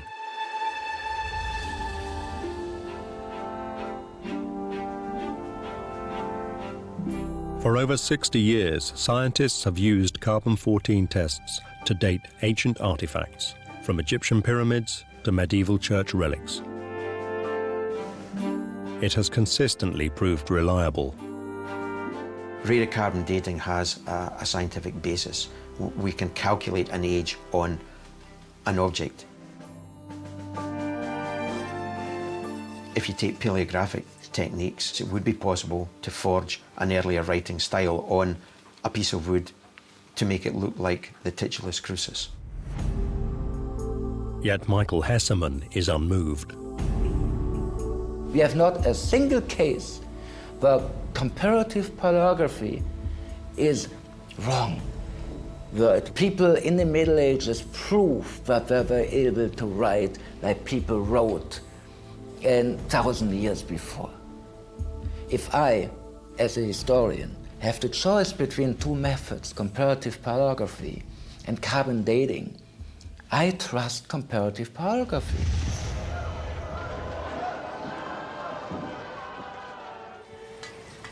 There, for now, the matter rests.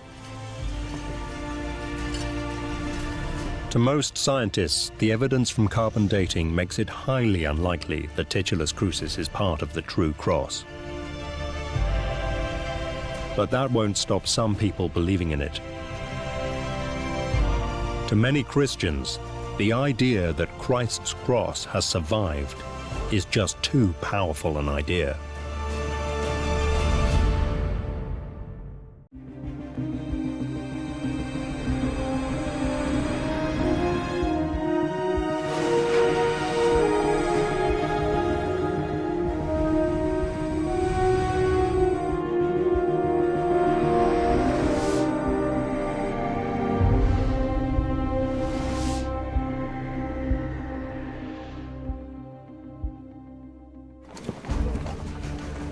In 1941, the Germans were marching through Russia. They weren't just grabbing territory, they were also stealing priceless works of art. One of them was the Amber Room, an extraordinary series of 18th century amber screens worth millions of pounds. It was regarded as an eighth wonder of the world. This fabulous artifact was taken to the German city of Konigsberg. But 4 years later, when the Allies retook the city in 1945, the Amber Room had mysteriously disappeared. Was it destroyed in the fighting? Or had it been hidden? It was the beginning of a treasure hunt that would draw in some of the most powerful secret police forces in Eastern Europe. There would be searches, official and unofficial, sponsored by East Germany, by the Stasi, by the KGB. There would be false starts, missing records, and fabricated stories. Stasi spent more and more money and more and more time because they wanted the glory. It would become one of the great treasure hunts of the 20th century. A hunt that continues today. We are very close of finding the Amber Room, but we just need help.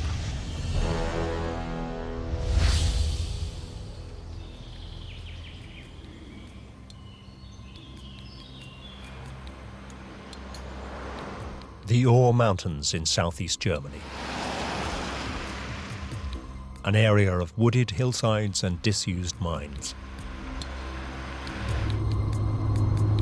Here, for the last 20 years, Henry Hattenhauer has been searching for an extraordinary missing artifact.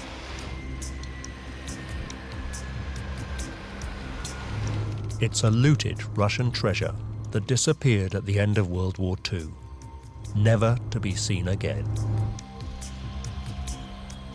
Hattenhauer is convinced it's hidden in one of the region's derelict slate mines. We went to practically every mine in this county, no matter how old it was. I estimate that we have explored about 150 mines, more or less. Hattenhauer has kept a meticulous record of the search. It's so secretive, members of the team don't want to be identified. We even have our own surveyor team, if you're going to call it like that, drawing maps, measuring tunnels, measuring holes, everything. For his small group of treasure hunters, it's been painstaking and risky work. You cannot just walk in and open the tunnel where it is collapsed, because It's extremely dangerous, and you need to secure yourself from falling stones. Yet after years of disappointment, Hattenhauer believes he has finally traced the missing treasure to one particular mine. If he's right, he could be on the brink of a monumental discovery. A 60-year search may be over. Hattenhauer may have found the legendary Amber Room.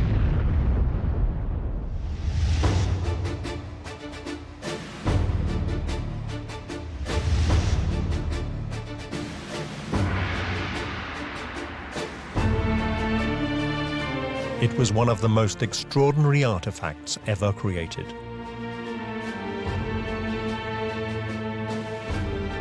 The so-called Amber Room was a series of panels lining a palatial chamber.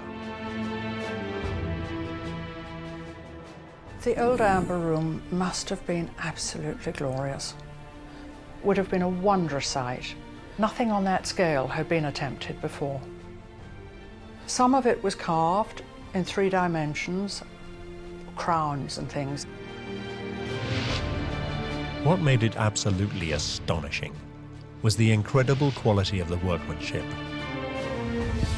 This figure, I'm not sure whether he's carved in one piece or not, one single piece, because the arm is a different color to the rest of the body. This extraordinary creation was built by 18th century German craftsmen using millions of pieces of amber.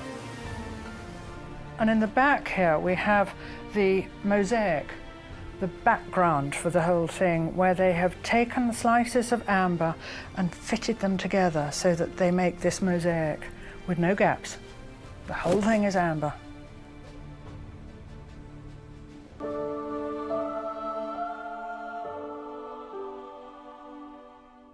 Amber is a semi-precious substance only found in a few parts of the world. One of the main sources is the Baltic coast of Poland.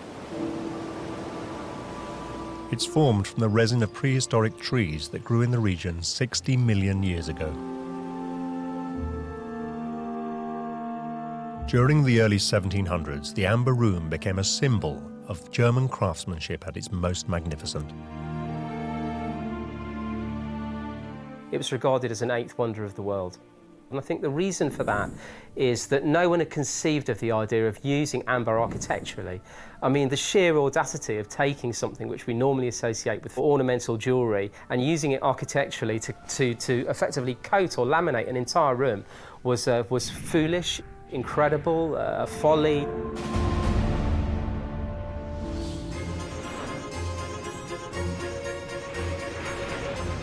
In 1716, this extraordinary artifact was presented by the Germans to one of the most powerful emperors of Europe,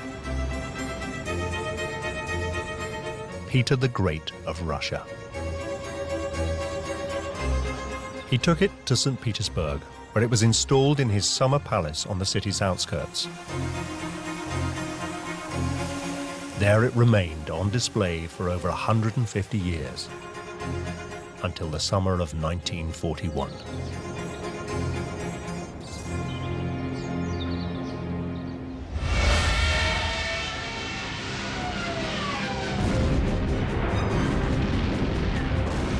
In June that year, Hitler invaded Russia.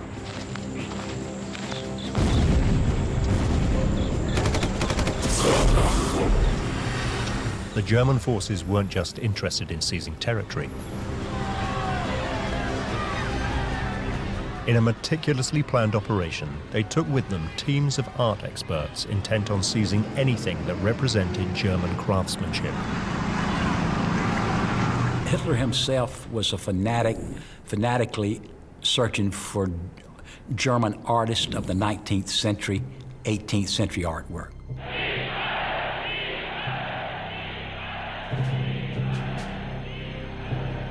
The Germans had a plan. This plan goes back many years prior to the invasion, when curators and cultural bureaucrats were sent out with travel guides. And they collated enormous lists of the treasures which would matter the most to the Third Reich.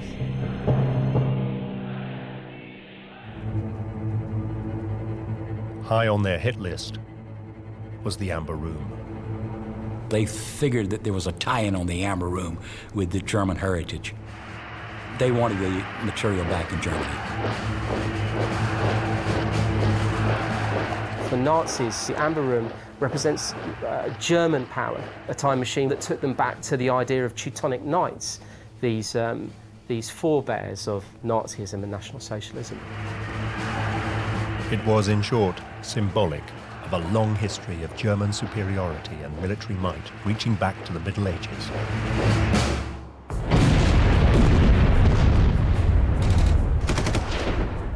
As the Germans now swept through Russia, Soviet curators found themselves in a race against time.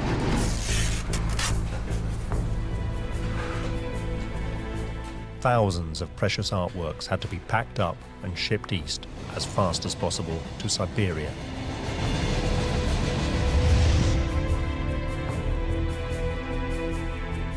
But when they came to the Amber Room, they hit a problem.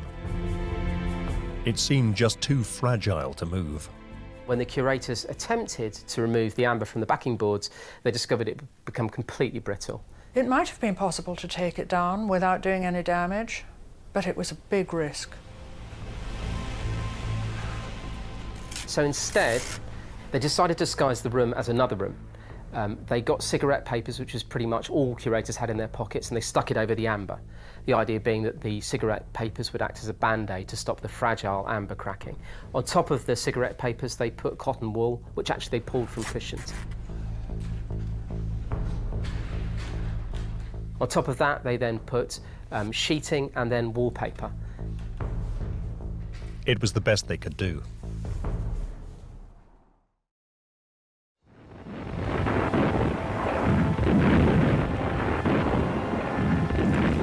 By September 1941, 2 months after the invasion of Russia, the Germans had surrounded St. Petersburg. Here they headed for the Summer Palace and its Amber Room. Despite Russian attempts to hide it, German looters knew exactly where to look. Consulting their ledgers and their plans, they have an idea of which room to go to, they have an idea of its dimensions, and they even bring packing cases and were far more organised than the Russians who were called upon to evacuate it. The Germans shared none of the Russian fears about damaging it. They ripped all that amber out, and I'm sure they numbered it properly, and put it in big chests and shipped it out.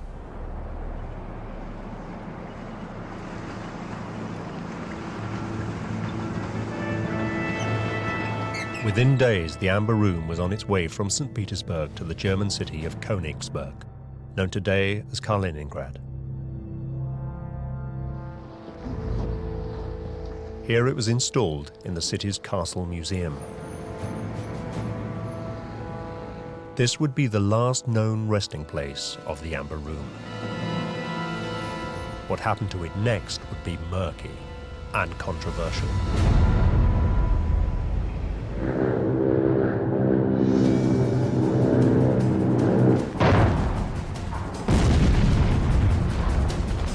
By the winter of 1944-1945, the Germans were in retreat.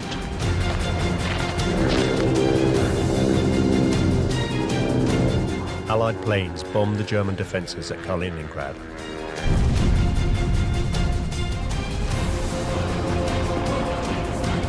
The Red Army swept west. By April 1945, they'd retaken the city. By the time the Red Army arrived, the city is on fire. Its people are cowed and living in terror. And every Red Army soldier who arrived at this locus for Nazism wanted to destroy a bit of it.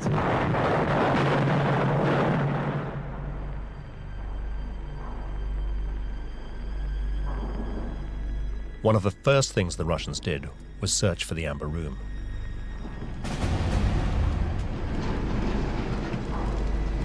But as they scoured the city, it was nowhere to be found.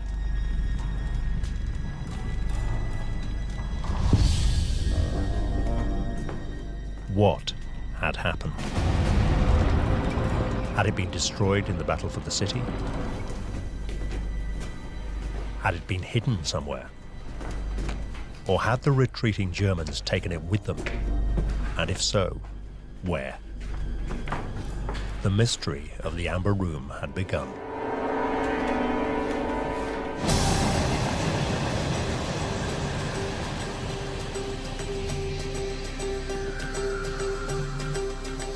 Spring 1946, and the Soviet Union sent teams of art experts to comb the rubble of Europe for their country's looted treasures.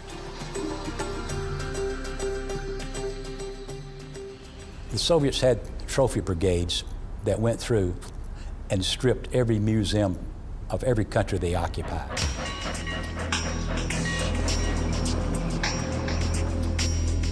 One place they headed for was Kaliningrad, the last known resting place of the Amber Room. The mission was led by one of the country's leading art experts. Anatoly Kuchumov had been the chief curator of the Amber Room in the years before the war. In Kaliningrad, he soon found a highly significant clue.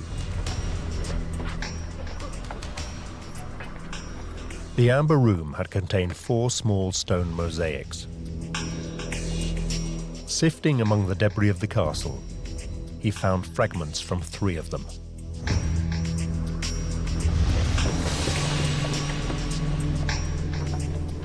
The 3, as it happened, were brittle, fire damaged, and when you touched them, they disintegrated. But the 4th was missing.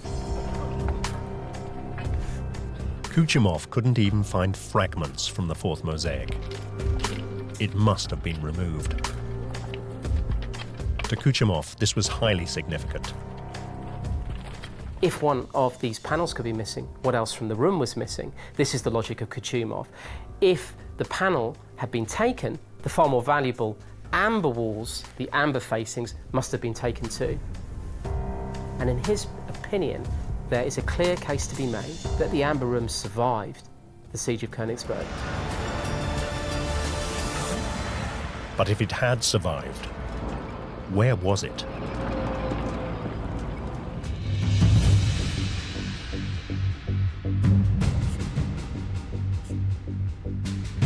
Kuchumov's inquiries took him back to the closing days of the war.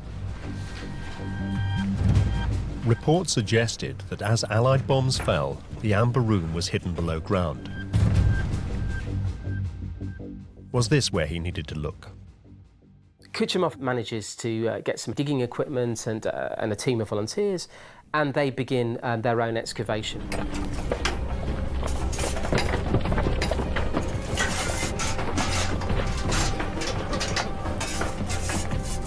He worked incredibly hard over a very short space of time. They had divers diving into booby-trapped and flooded tunnels, many of whom were died as the tunnels were electrified by the Nazis before they left, and left with explosives in them. The Russians even blasted their way through collapsed tunnels.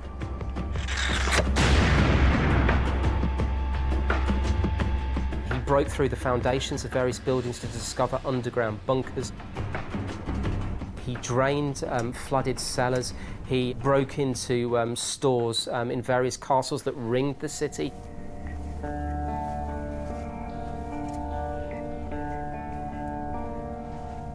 But he could find nothing.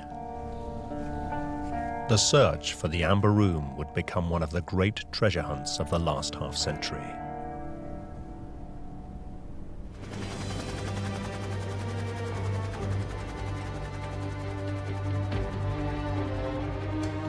One of the first countries to join the hunt was the newly formed Republic of East Germany, the GDR. This eastern part of Germany had been occupied by the Red Army in the closing months of the war and was now part of the Soviet Eastern Bloc. It would become a key defender of communism in Europe. And to make sure there was no internal opposition, the authorities created a highly efficient secret police, the so-called Stasi.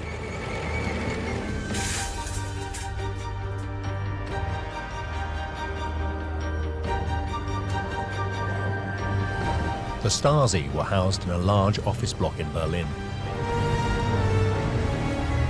Here they gathered information on millions of East German citizens. In the late 1940s, as the Stasi got wind of the missing Amber Room, they embarked on their own search for it. The GDR was very, very keen to look good in the eyes of Moscow. The communists in East Germany had a guilt complex about invading the first socialist country, the first communist country in the world, and many of them thought they should do something which would assuage that guilt. So therefore, when the Soviets wanted to find the Amber Room, it was natural for the GDR to say, yes, we will help you. Yet the Stasi weren't the only secret police force looking for the Amber Room.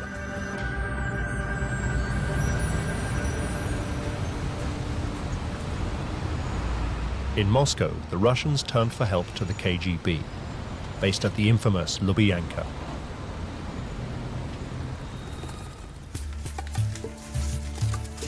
For the next 30 years, both the Russian and East German secret police would run separate searches for the Amber Room. There's two secret investigations running in parallel, one being driven by the KGB and one being driven in East Germany by its fraternal compatriots of the Stasi. But the search was neither very fraternal nor cooperative. If the KGB thought that it was on the track of the Amber Room, it would not reveal that to the Stasi because they wanted the glory. And of course, the Stasi, they wanted to be the first to discover where the Amber Room was, because they wanted the glory. So therefore, you had this slightly strained relationship. The KGB would concentrate its search at the last known home of the Amber Room, Kaliningrad, the former German city of Konigsberg. Meanwhile, the Germans began their search closer to home.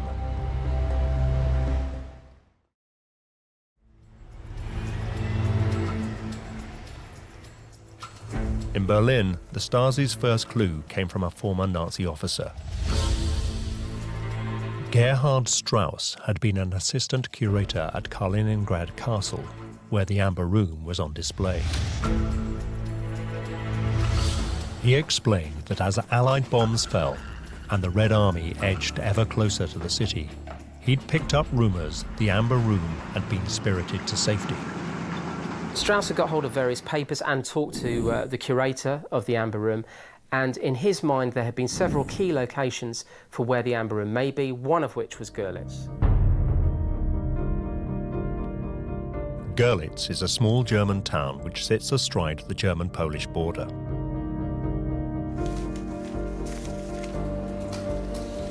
For a brief moment, it looked as though the Germans had made a breakthrough. But as they looked further at Strauss's evidence, it was clearly based on little more than hearsay. Not enough to turn a city upside down.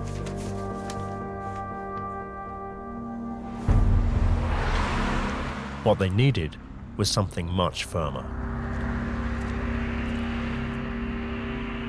But with no more clues to go on, it was time to try something new.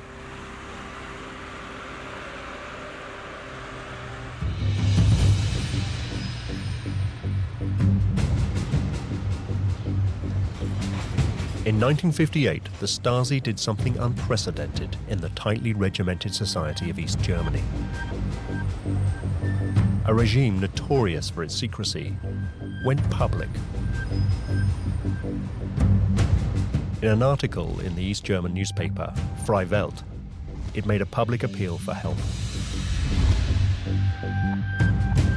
An appeal goes out. There are clues that lie with ordinary everyday people, and that now is the time for those clues to be gathered together in order that the search can reach critical mass. If you know anything, contact your local city council, contact the newspapers, contact the KGB, contact the Stasi, contact whoever you want, but now you help us as loyal citizens to rejuvenate this search. The German investigation was now led by a Stasi agent called Paul Enker. Paul Enke was a Nazi, a member of the Hitler Youth, captured by the Soviets and shipped off for re-education. Re-education which he embraced wholeheartedly, and then as assuredly as he'd been a member of the Hitler Youth, he became a colonel in the Stasi, a fully paid up member of the secret police.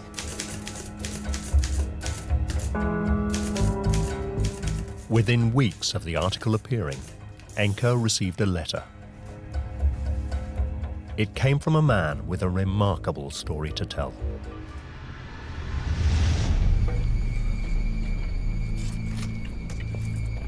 The man, known by the codename Rudi Ringel, told Enke he'd been digging through rubble in the basement of the family home.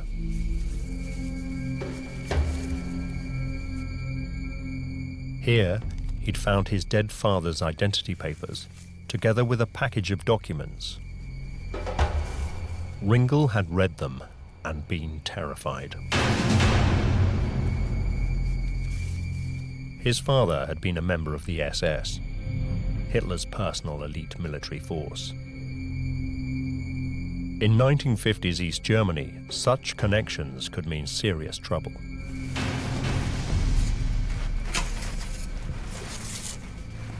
The young Ringel had burnt the documents and tried to forget the whole incident. Now, 10 years later, the article in Freie Welt had reawoken the memory. Ringel told Enke the now destroyed documents had included a receipt confirming the handing over of 42 crates and an order to take them to a secret location. Most importantly, he remembered the transcript of a radio message. Action amber room concluded. Storage in the SCH. Access blown up. Casualties through enemy action.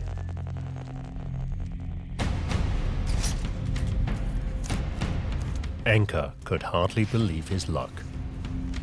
Here was the first positive confirmation that somebody had ordered the evacuation of the Amber Room, and that the job had been completed.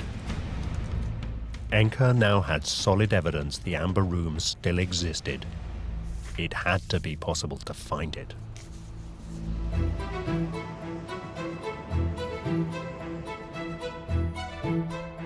Digging further through Nazi files, Enke found documents suggesting the radio message had been sent from a small mining town in the Erzgebirge Mountains. The town was called Lengfeld. There were now 3 potential hiding places for the Amber Room. The Russians still believed it was hidden somewhere in Kaliningrad. German investigations had initially identified somewhere near the Polish border town of Görlitz. Now they suggested it might actually be near the German town of Lengfeld.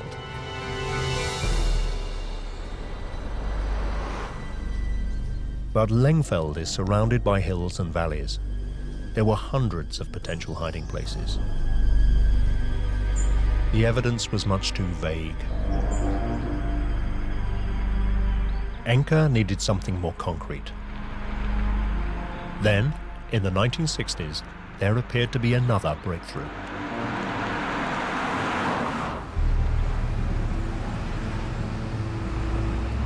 It came from the parallel investigation in Russia. For some time, the KGB had been interrogating a man called Erich Koch. Koch had been an important Nazi official. Throughout the war, he'd been the Gauleiter, or boss, of Kaliningrad. He'd been the man responsible for installing the Amber Room in the Castle Museum. Now, in 1967, he finally admitted to the Russian KGB that during the closing days of the war, he'd ordered it taken down. He at last concedes that the Amber Room was part of a list of treasures that was to be packed up and evacuated. And in fact, because the evacuation couldn't succeed, he claims instead it was placed in crates and buried in a secret bunker beneath a church in Kaliningrad. Here was new, hard evidence to back up the Russian curator Anatoly Kuchemov's theory that the Amber Room was not in the German Erzgebirge. It was still in Kaliningrad.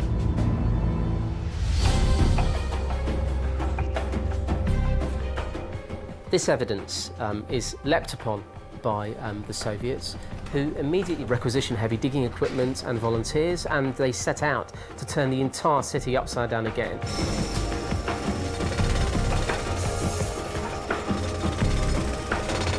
Once again, the Russians scoured Kaliningrad.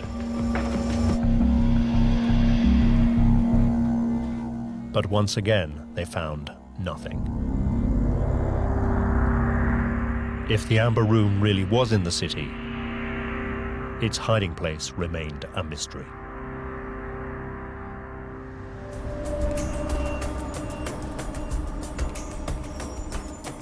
Meanwhile, back in East Germany, Paul Enke was still trying to firm up the evidence he had gathered. For 8 years, he'd drawn a blank. Then, in 1976, in the city of Weimar, Enke found records of Koch's personal hoard of looted art. Koch had been a major looter of Soviet artworks. The record suggested the hoard included 132 silver candelabra. The number was highly significant. It was exactly the same number of candelabra as had been in the Amber Room. Were they one and the same? Enke interviewed local people in Weimar. He gradually uncovered a new trail that suggested Koch had been lying to the KGB. One of the compelling stories that he reports on is an ambulance in which crates were loaded and that certain unknown but mysterious and incredibly valuable treasures under the auspices of the Red Cross, i.e. a neutral vehicle, a vehicle that wouldn't be attacked either by air or on the ground, fled Weimar carrying these treasures. The record showed they had taken the treasure south to the Erzgebirge Mountains. If Enke was right, the Amber Room wasn't in Kaliningrad at all. The bits of the jigsaw were coming together. Rudi Ringel's evidence had also pointed to the Erzgebirge.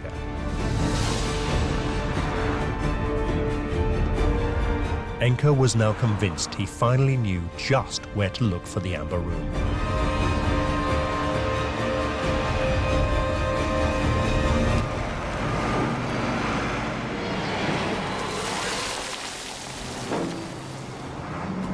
That year, Enke started searching disused mines in the region. They begin zeroing in on a series of mines, and they brought in heavy digging equipment. And they dig, and they spend considerable amounts of money on this operation.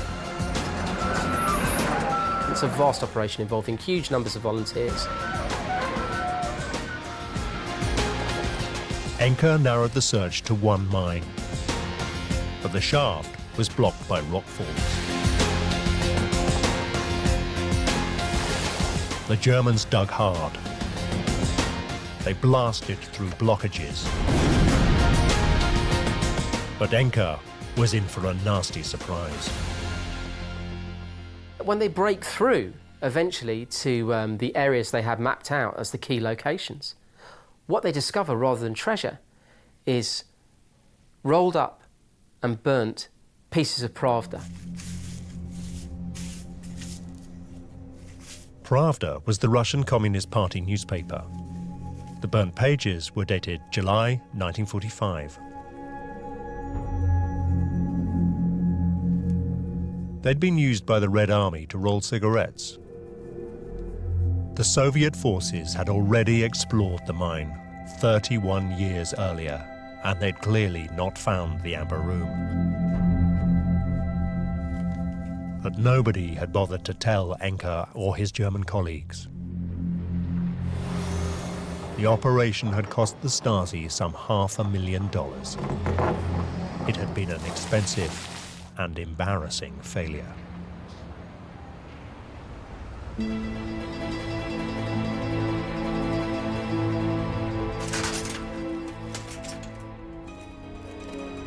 Back at headquarters, Enker's bosses ordered an investigation into what had gone wrong. The Stasi were not used to failure. They also made a second alarming discovery. Rudi Ringel's story that his father had been a major in the SS was a complete fabrication.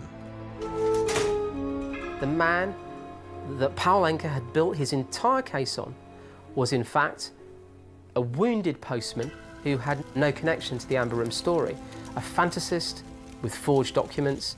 The German connection to the Amber Room was fallacious and a fantasy.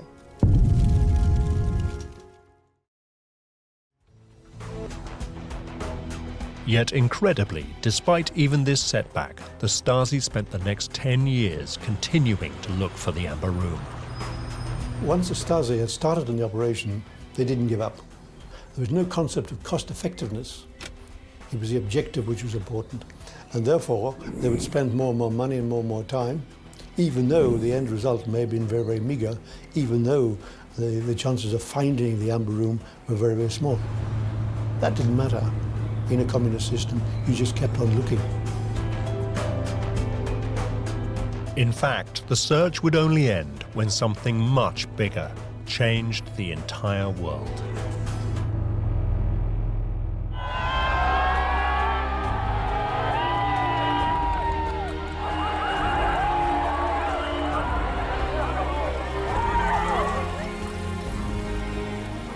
(1989). The wall dividing East and West Germany came down. Communism in Eastern Europe collapsed. East and West Germany were reunited.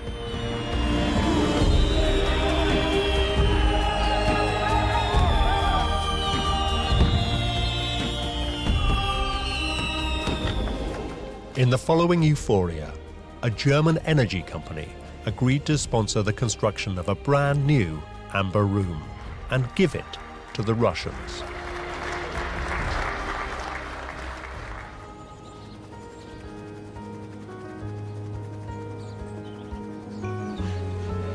It would be a massive undertaking.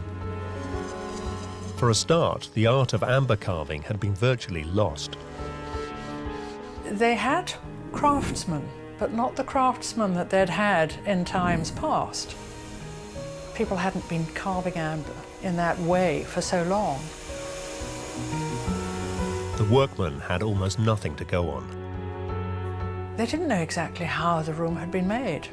They had no colour photographs of it. They had to work out how thick the mosaics were. They had to work out how big the carvings were. They tried making panels and discarded them. Some of them they decided were simply wrong. And of course the big problem was the colour.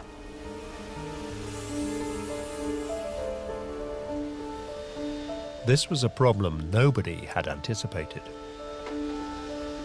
New amber tends to be sort of bright.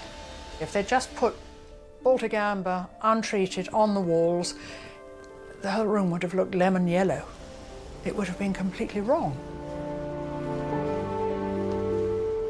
So they took one or two of the old caskets that they had from that time that would have aged in the same way. And they photographed them in black and white. Then they compared those black and white photographs with the black and white photographs they already had of the old amber room.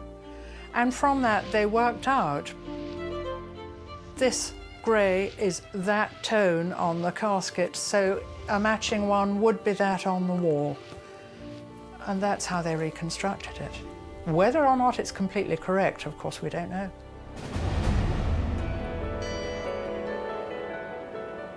The work took several years.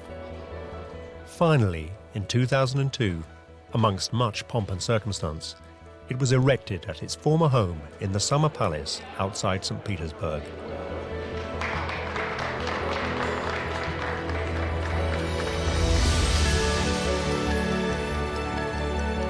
It may not have been the original, but it was still a spectacular sight. But despite this success, it left a big outstanding question. What had happened to the original Amber Room?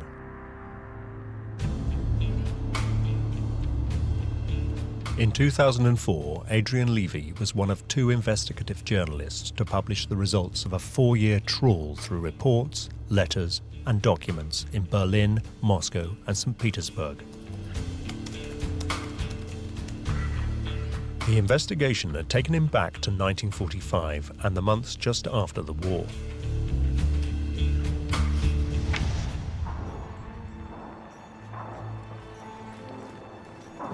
Here, he'd found a new clue. That summer, the Russians had dispatched a high-powered art expert to Konigsberg to look for the Amber Room. Yet the visit had gone almost unrecorded. His name was Alexander Brushov, a professor at the State Historical Museum in Moscow. What staggered Brushov when he turned up in Konigsberg was that there had been no attempt to secure the ruins of Konigsberg Castle, to ring it, place a perimeter around it, to protect treasures that were being stored in it. Slowly, Brushov had pieced together a chronology of events. Up until the surrender of Konigsberg, the castle was intact. And yet, between the surrender in mid-April, the occupation by the end of May, when he arrives, the castle was torched. The big question was, had the Amber Room gone up with the castle? And if so, who had been responsible? Brushov reached an uncomfortable conclusion. He noted on his report and in his private diary that the torching was the responsibility of the Red Army, who saw the castle as the epitome of Nazism, of everything that they despised, without thinking of what might be stored in the cellars. One item of which was the most precious treasure of all, the Amber Room.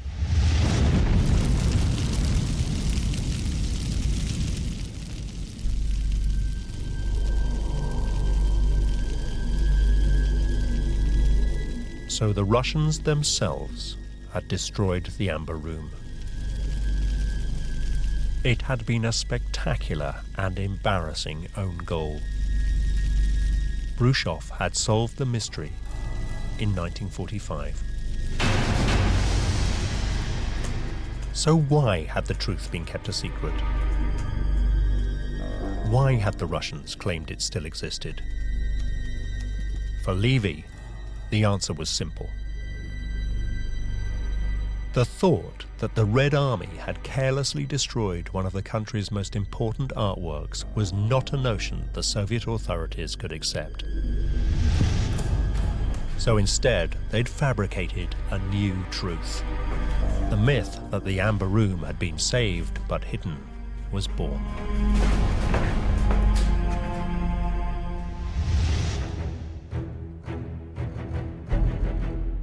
Moreover, Levy discovered that in sending Anatoly Kuchumov to Kaliningrad, the Russians had found just the man to spin the yarn. Ever since the German invasion, Kuchumov had been a troubled man. In 1941, he'd been personally responsible for the artworks at the Summer Palace, including the Amber Room. It was he who decided it was too brittle to move. It had been his decision to leave it where it was and paper over it. But the Germans had shown that he was completely wrong and had carried it away in a matter of days. Anatoly Kuchumov came back after the war, racked by this decision, racked by guilt. So here we have a young curator, an ambitious young man, who's made a fateful decision that turned out to be the wrong decision. He didn't pack the Amber Room, but the Nazis stripped it in 36 hours. In the post-war political climate, responsibility for such a disaster could mean arrest and even death. He's come back into a heavily politicised environment at the beginnings of a Cold War, where the KGB dominate and guilt is being apportioned. Other colleagues are disappearing as a result of those decisions.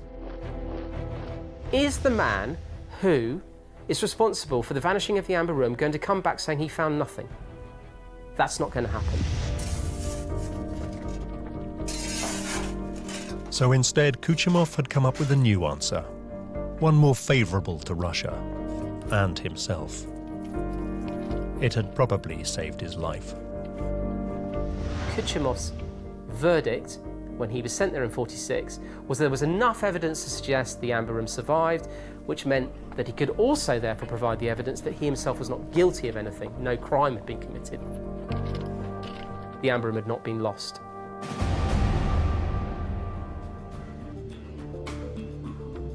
Levy had finally got to the bottom of the mystery. The search for the Amber Room had gone nowhere because it had been destroyed. But that hasn't stopped some people continuing to look for it.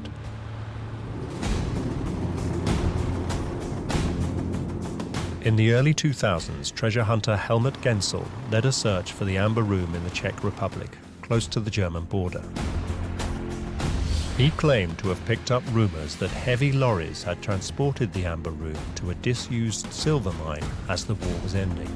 Why, at the last days of the war, all these trucks would come here? There must be a reason. Meanwhile, across the border in Germany, where the mine has a second entrance, the local mayor also began digging. The measuring instruments showed some hollow space and metal objects. We want to check it now by drilling. Neither hunt has ever found anything. But one man is still hopeful. Deep in the Ore Mountains, Henry Hattenhauer is still chasing his dream of discovering the Amber Room.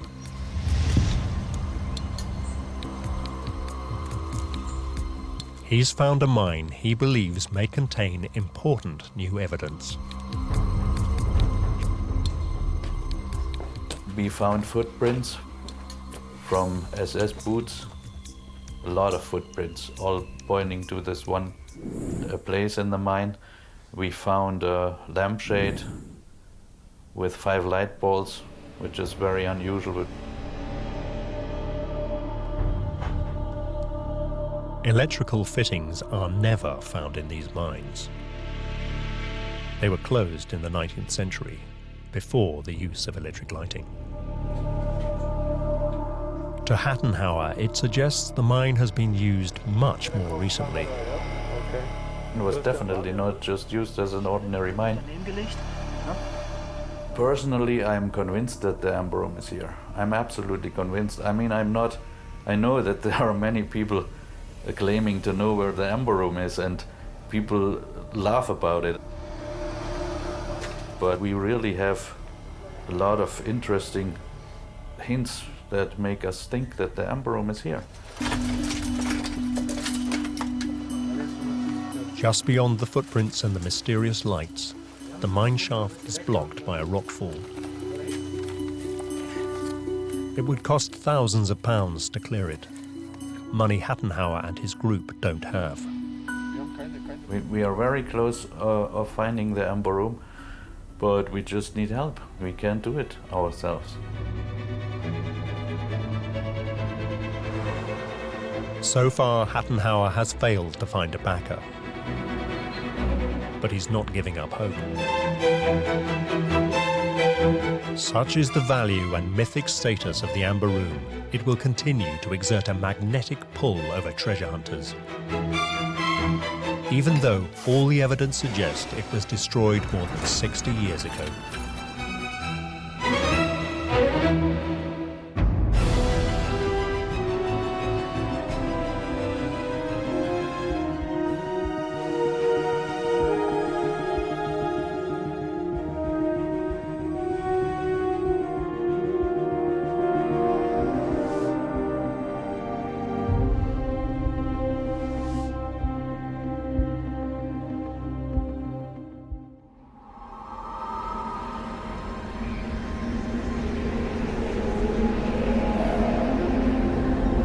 According to the great stories of the Bible, King Solomon, son of David, ruled Israel 3,000 years ago.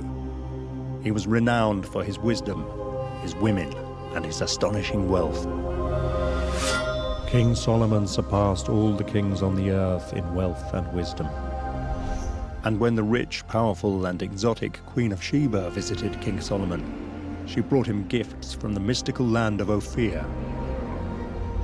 And she came to Jerusalem with a very great train, with camels that bear spices, and very much gold. But where was Ophir? Where had all that gold come from? Did it even exist? For thousands of years, ancient Greeks, Renaissance adventurers, Victorian explorers, and modern-day scientists have searched for the source of Solomon's gold. A mysterious place that would famously become known as King Solomon's Mines. This is the story of one man who really believed he had found them. And he did find something, but it was not what he expected.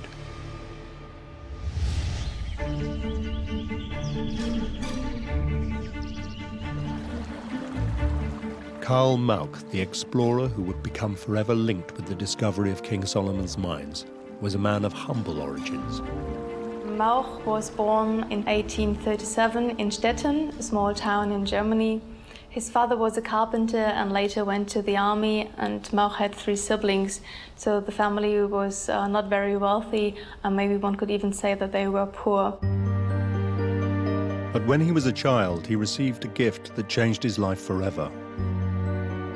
For his 10th birthday present, he received a world atlas, which showed Africa as almost a total blank on the map. And this really inspired Mauck to become an explorer, to fill in the gaps in the map of Africa. At first, Mauck's interest had nothing to do with King Solomon. He was attracted by the mystery of Africa and the opportunity it presented for an ambitious young boy. Africa was a good destination for explorers because the interior of Africa was still unknown to Europeans, and so there were still opportunities of heroism and adventure. As Mauck grew older, his obsession with Africa continued. During this time, he avidly consumed virtually every book on the geography of Africa from the 16th century onwards, including the accounts in particular of the early Portuguese explorers.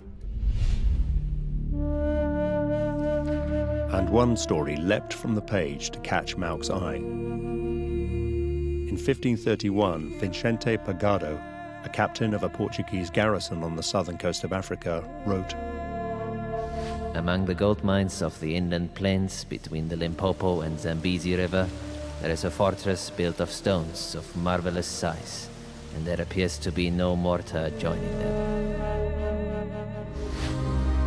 Pagado and his Portuguese explorers were convinced that this fortress was the palace of the Queen of Sheba, and the gold mines were the source of King Solomon's wealth. The Bible tells us that King Solomon was the son of the great King David, who slew the giant Philistine warrior Goliath. How Solomon became celebrated for his wisdom, his women, and his fabulous wealth. But the Bible also describes Solomon's great meeting with the Queen of Sheba, who brought him tons of gold and spices from her land. She arrived at Jerusalem with a retinue of camels, laden with spices and other precious objects intended as gifts for Solomon. And she gave the king 120 talents of gold, and of spices very great store, and precious stones. There came no more such abundance of spices as these which the Queen of Sheba gave to King Solomon. This is the story we all remember, but in reality there is not a shred of evidence that Solomon or the Queen of Sheba ever existed, or that any of this story was actually true. As early as we can trace our sources, readers of the Bible have been fascinated by the question of where exactly Solomon's wealth comes from. In the 1st century, for example, the Jewish historian Josephus speculated that his wealth came from India. And ever since then, interpreters have been struggling to piece together the clues in the Bible to figure out its exact location. The Bible offers some intriguing clues about the source of Solomon's wealth. It tells us, for example, that Solomon had to dispatch ships in order to retrieve this wealth. Solomon's ships traveled to a place called Ophir, and also mention a place called Tarshish. For the king had at sea the navy of Tarshish with the navy of Hiram. Once in 3 years the navy of Tarshish bringing in gold and silver, ivory and apes and peacocks. No one knows the exact meaning of the words Ophir and Tarshish. Ophir is often associated with gold. Tarshish, some scholars believe, actually refers to a kind of ship meant for traveling long distances. The location of these places is unknown. But Mauk had discovered an important clue. Vicente Pagado, the Portuguese captain who described the fortress of marvelous size, was based in Sofala on the southern coast of Africa. The Europeans who were looking for Solomon's wealth were not usually reading the Hebrew Bible. They were usually reading the Greek or Latin translation of the Bible.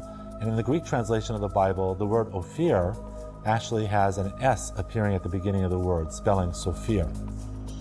So when the Portuguese arrived on the coast of Africa at a port town called Sofala, they made a linguistic connection between the name of that port town and the Greek biblical word for Ophir or Sophia, believing that to be evidence that they had found the source of Solomon's wealth. So could Sofala be Ophir? Mauk started digging for further evidence. And again, it was the Portuguese accounts that provided more clues. A Portuguese sailor by the name of Thomas Lopez arrived at the port town of Sofala in southern Africa in 1502. And there he was greeted by Muslims who told him of native sources that described something very curious. They described how ships belonging to Solomon would arrive once every 3 years and extract from a nearby town a tremendous amount of gold. And they went with the servants of Solomon to Ophir, and took thence 450 talents of gold, which they delivered to King Solomon. They had the right name. Sofala was Ophir, and they seem to have found the gold. So if the Portuguese were right, they may have stumbled upon one of the most amazing finds ever.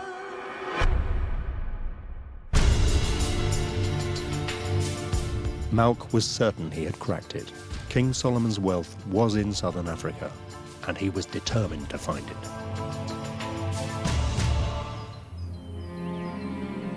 But he realized that he was woefully underqualified. So for the next 11 years, he devoted his entire life to getting ready for his Africa expedition.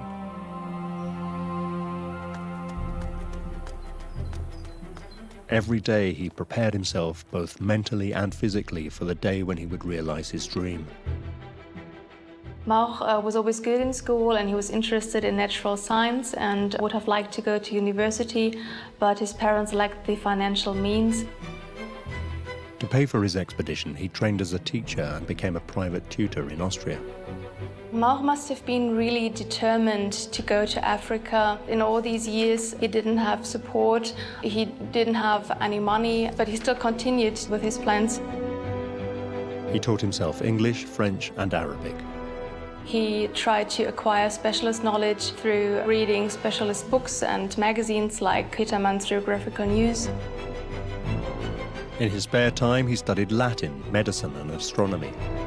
He visited the Botanical Garden and the Natural History Museum in Graz, where he was working at that time as a teacher. There, he gained some knowledge in botany, geology, and natural history. He built his own collections of minerals and insects. In 1863, Mauk was convinced he was ready. So he wrote to August Petermann, the editor of Germany's highly respected geographical magazine. His aim was to sell himself as an explorer worth investing in. I believe intellectually, and considering my modest means, I have done all that could be done. But the body too requires preparation for such enterprises. By walking 6 miles or more each day, in every season, over any ground, often without any food or drink till my return to the point of departure, and always wearing the same warm clothes, I have tried to steel my body. Apart from this, I have not neglected gymnastics and musketry. In stature, I am tall and heavily built, and I am in excellent health. Considering these facts, I believe that I am capable of taking part in an expedition on these lines.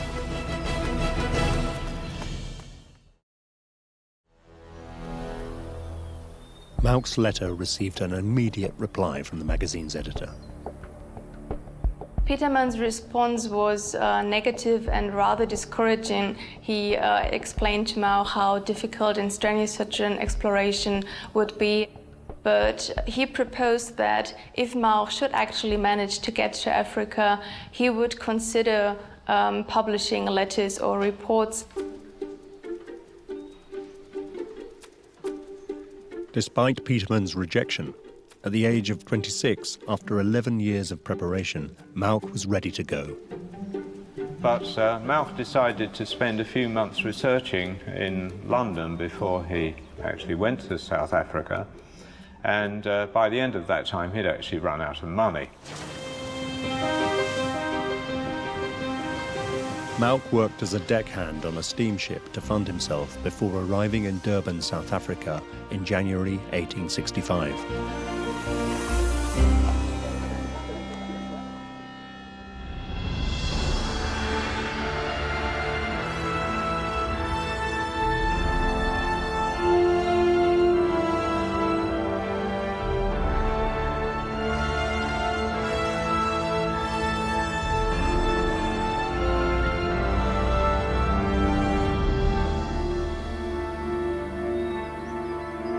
His quest could now begin.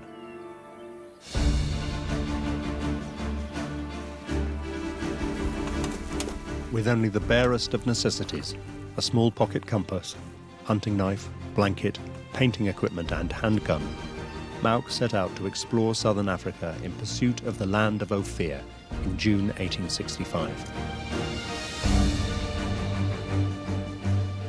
I have tried to acclimatize myself by walking diligently around the country, unconcerned if I roam across unknown countryside for 2 to 3 days without food, or even if I should have an unpleasant encounter with the largest carnivores.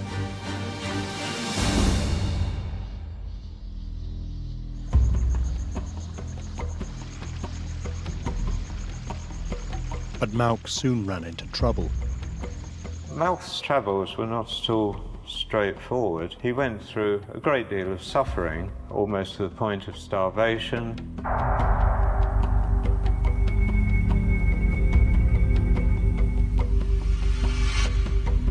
This was the 5th day of hunger for me, and it can be understood that I contemplated the future with a jaundiced view.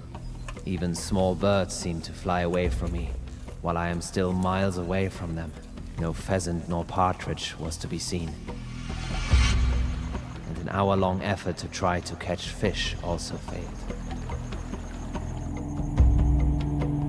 Hungry, thirsty, tired, with almost insupportable pain in my knee, I still had to cover 25 miles, and bad luck would have it that I didn't get a chance for a final shot, and thus did not get anything to eat. In desperation, Mauch sent a messenger with a letter to August Petermann, the editor of Germany's geographical magazine, to support his African expedition. This time his luck was in. Petermann appealed to his readers to support Mauch. We believed that he had to be helped. He is the only able explorer in the whole of South Africa at the moment. It would appear as a patriotic and scientific duty to support Herr Mauch and not leave him helpless in the far-off interior. Petermann's appeal for support for Mauch and his magazine was successful. Several of his readers donated small sums. As Mauch didn't have any money himself, it was really helpful for him, but in comparison to other explorers, it was still a very small sum. However, these donations did help Mauk continue his exploration of southern Africa for the next 8 years.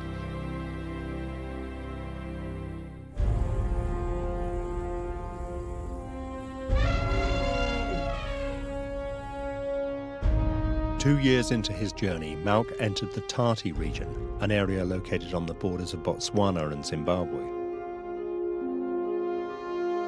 And with the help of the famous British hunter Henry Hartley, Mauk made his first significant discovery.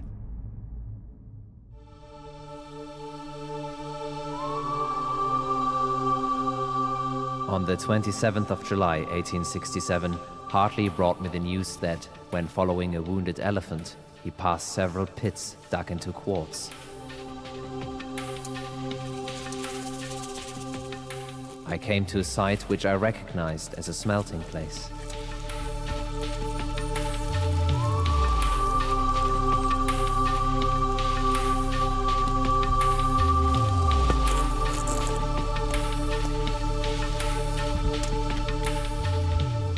On examining some recent stones, I found gold.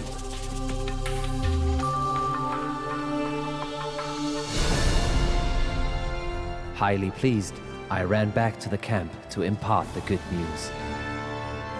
When Mauk discovered the first gold field, he was really delighted that he had made such a big and great discovery. The following day, Mauk discovered another gold field. Could these be the mines of King Solomon?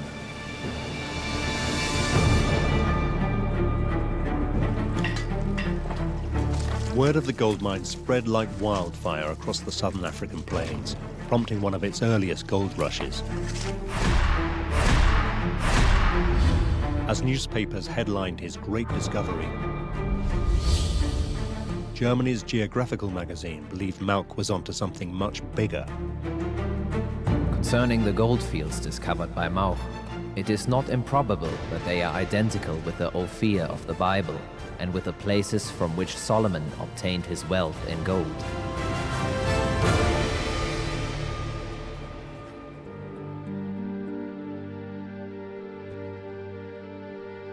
But if finding gold mines was encouraging, for Mauk to be really sure that he was in the land of Ophir, he had to find the city worthy of the great Queen of Sheba. In the same year that Mauk discovered the goldfields of Tati, he began to hear rumors of an abandoned city with huge stone walls described by locals as fabulous buildings. Mauk was told that the city lay in the mountainous country between the two largest rivers in southern Africa, the Zambezi and the Limpopo.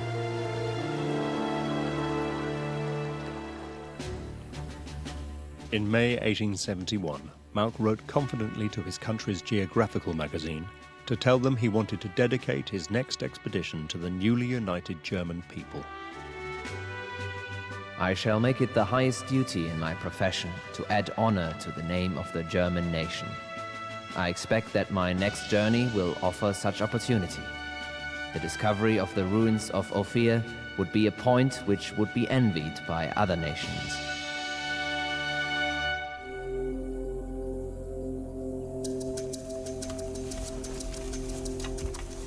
For the next 3 years, Mauk searched for the ruins.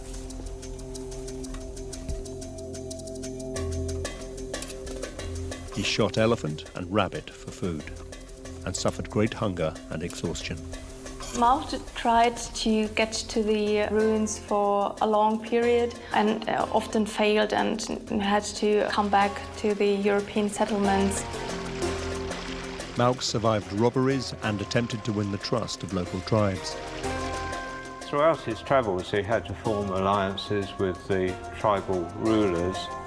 He feared the native people around him. He thought that they might even kill him.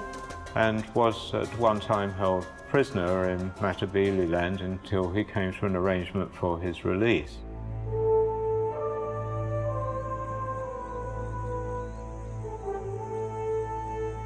But eventually, local Karanga tribesmen brought him face to face with the magnificent walled city.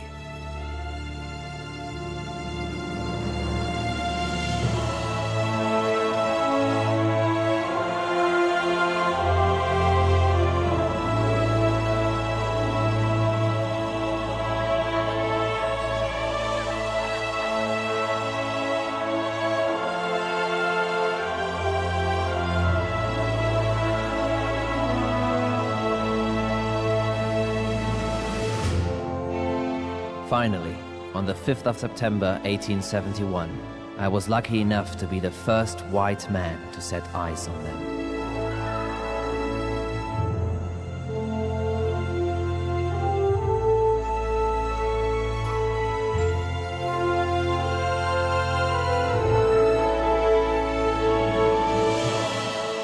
The ruins represent a mighty fortress, consisting of two parts, of which one, on a mountain of about 400 feet with very large boulders, is separated by a narrow little valley from the second, which stands on a slight rise.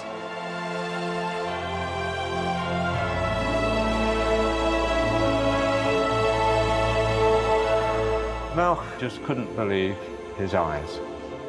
Nothing like it had been seen south of the equator, and it just shouldn't have been there. Malch was convinced that he had finally found the ruins of the Queen of Sheba's palace. But how could he be sure?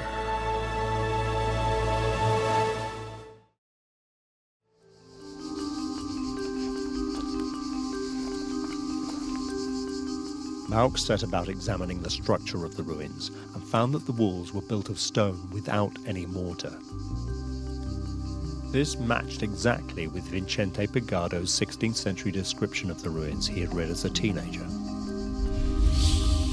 Among the gold mines of the inland plains between the Limpopo and Zambezi River, there is a fortress built of stones of marvelous size, and there appears to be no mortar adjoining them.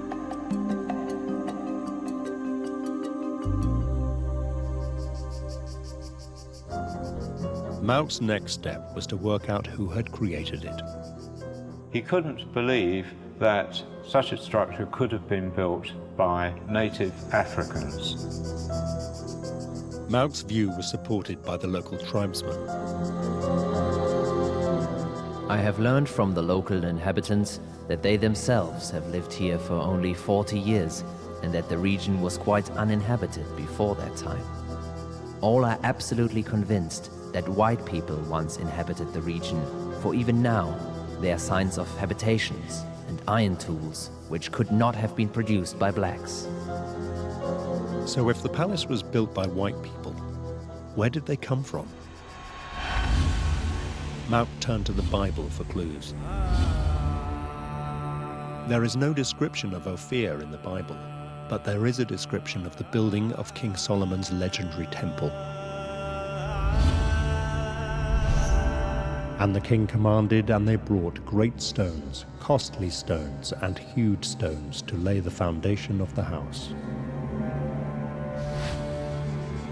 As he looked at the structures that comprise the Great Zimbabwe, he noticed a resemblance to the Temple of Solomon as it's described in the Bible, and to other structures that archaeologists were only then beginning to learn about.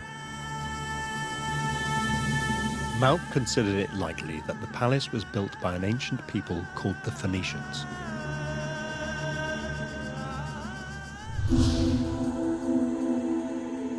In the 1850s and 60s, archaeologists began to excavate colonies that the Phoenicians had established throughout the Mediterranean, and also sites in their homeland of Phoenicia, in what is now Lebanon. And this revealed to Europeans this complex, vast, far-reaching civilization that predated the Greeks and Romans, that had spread throughout the Mediterranean, and had an impact on culture reaching from the Middle East to North Africa. And this really, really inspired the imagination of many Europeans, who began to believe that the Phoenicians were capable of traveling great distances. The Phoenicians built their structures without mortar, and there was no mortar at this site. But this in itself wasn't proof. What else may there be to link it to the Phoenicians? Again, the Bible offered a clue. It made it clear that cedar wood was a critical ingredient at the time. And it was covered with cedar above upon the beams. Cedar was a wood famously found in modern-day Lebanon. The obvious place to look for the wood was where it supported the stone structure. Malch didn't really have the materials or the manpower required for a major exploration of the site, but he did take some samples of the wood. I cut some splinters off the crossbeam over the northern entrance. The wood is still quite healthy, of reddish color. A comparison of it with the wood of my pencil shows great similarity, and therefore, I suppose, strengthened by further hypotheses, that it must be cedar wood.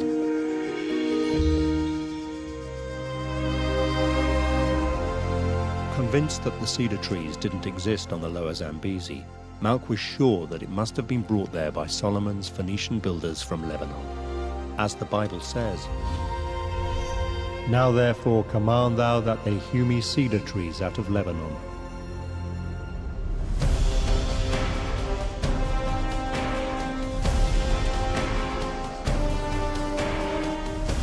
Suddenly, it all came together for Malk.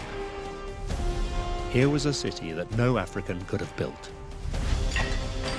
It was constructed by Phoenicians in the same style as King Solomon's temple in Jerusalem.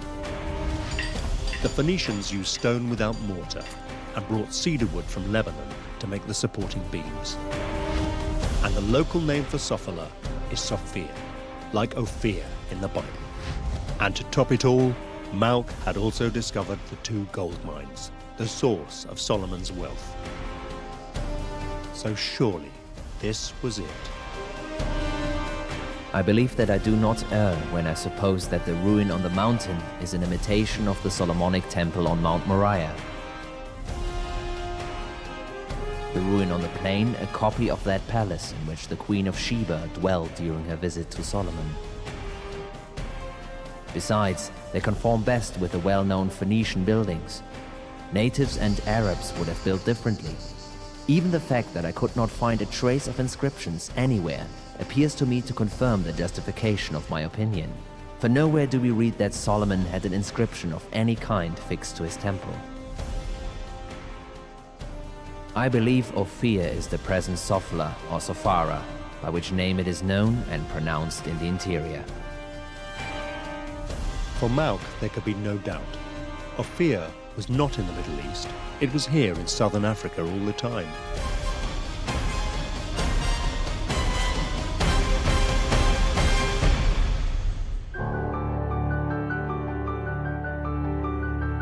Malk's longtime supporter, August Petermann, still waiting for further details from Malk, quickly published a brief report on his great discovery.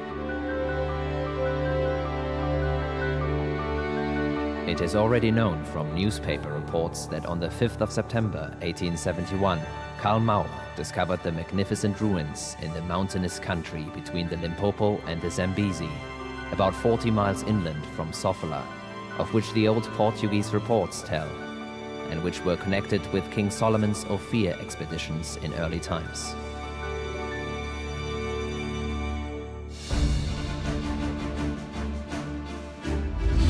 Malk's great discovery made a huge impact around the world, and in particular inspired the great British novelist H. Rider Haggard to write his famous book, King Solomon's Mines.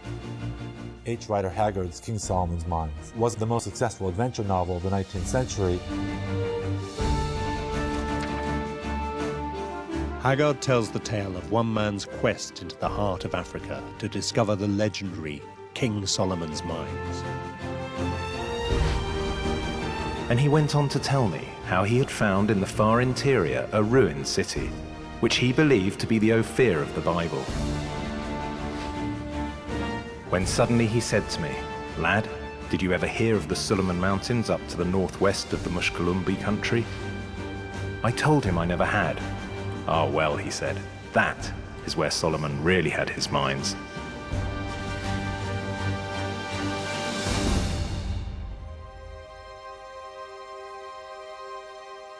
Overnight, the book's title, King Solomon's Mines, a phrase no one had ever used before, entered into popular legend.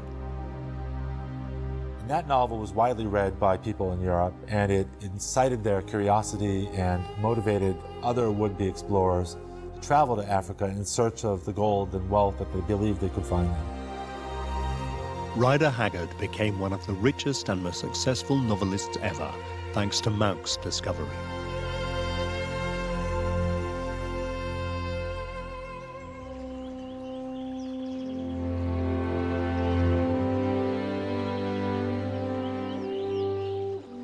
The one person who got very little out of it, however, was Mauch himself.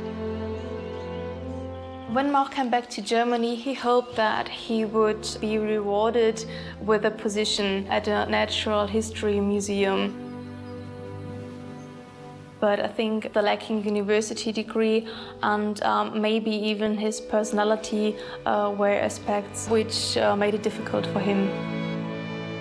Impoverished and sick, Mauch was forced to take work in a cement factory. He suffered dreadfully from depression. He had a liver disease as a result of his African travels. His body was racked with pain continually. And as his neighbor said, he was often drunk because his medicine didn't work anymore, so he was drinking alcohol instead. He spent his last days in a hotel above a railway station near Stuttgart, sleeping on the 3rd floor. He slept in an armchair next to an open window, and one night fell from the window. His neighbor found him just in the early morning and brought him to the hospital in Stuttgart. His spine was broken and both his legs were paralyzed. 37-year-old Karl Mauch died in hospital a few days later on the 4th of April 1875. It is uncertain whether his death was accidental or self-inflicted.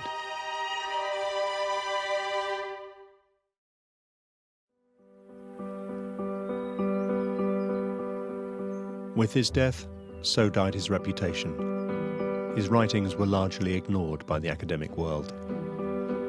Mauch's discoveries went virtually unrecognized at the time. They were published in a mere 52 pages in August Petermann's journals, and if you couldn't read German, you would never have noticed them.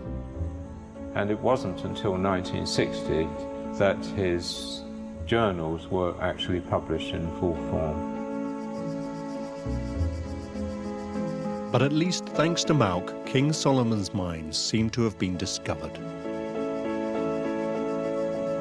And for many years, people believed that the ruin in southern Africa was the site.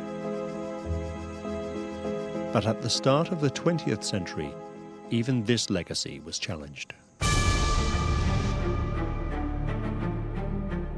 Now a new generation of explorers emerged, and they were very different. Gone were the days of romance and biblical literalism. This was a time for archaeology and science. Biblical archaeology really started in the mid-1800s when we had mostly theologians, religious figures, going out and trying to confirm people and places and events in the Bible. As time went on, these early geographers and theologians are replaced by professional archaeologists. One of these new professionals was British-born David Randall McIver, famous for his scientific approach to archaeology.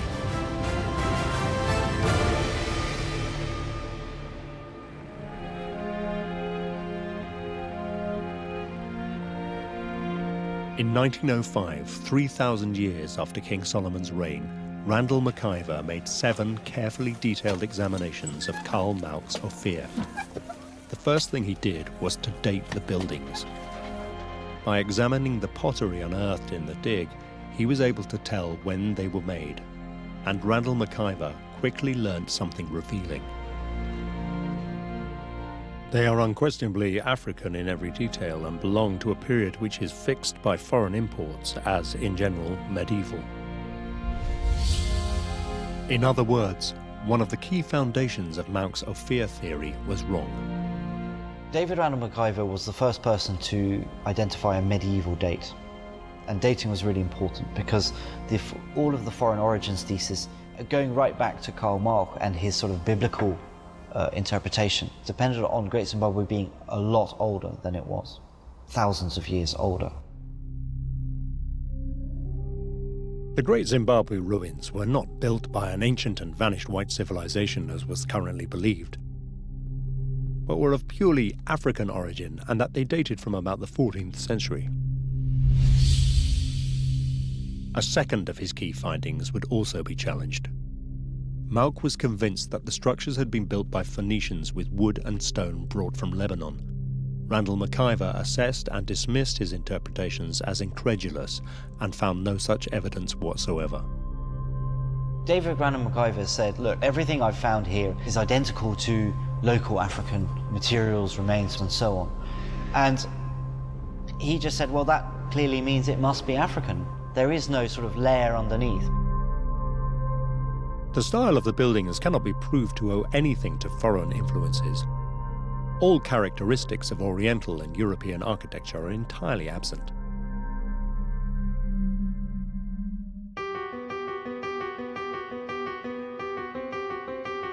Following in Randall McIver's footsteps, the formidable British archaeologist Gertrude Caton Thompson led the first all-female excavation of the ruins in 1929 and made the next assault on Mauck's theory of Ophir. Gertrude Caton Thompson was sent over by the British Association in order to kind of provide a final answer. Caton Thompson dug deeper in scale than anybody else before her. She sunk 6 trenches into the ground around the main buildings and excavated in areas undisturbed by previous visitors. When she had finished dating the site, she declared, "Examination of all the existing evidence, gathered from every quarter, still can produce not one single item that is not in accordance with the claim of a medieval date. If by indigenous we mean an origin born of the country on which they stand, then the ruins are, in my opinion, indigenous in a full sense of the term." In the early days of archaeology, claims by amateurs, by explorers, could stand for decades before somebody would actually come in and test what they had said and either prove or disprove.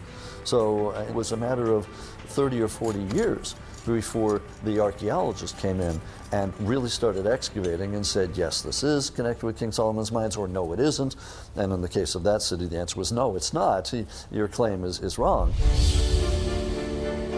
So everything Mauck had said about the ruins was wrong, even down to the piece of wood he had taken from one of the supporting beams. It had not come from the cedar trees in Lebanon, but was in fact a local African sandalwood. Mauck's scientific techniques were much more primitive than those used today. So for example, to identify the wood that was used in the structures he found at the Great Zimbabwe, he didn't rely on some elaborate chemical analysis. Instead, he simply looked at the wood and compared it to the wood he was using in his own pencil. And of course there was another factor.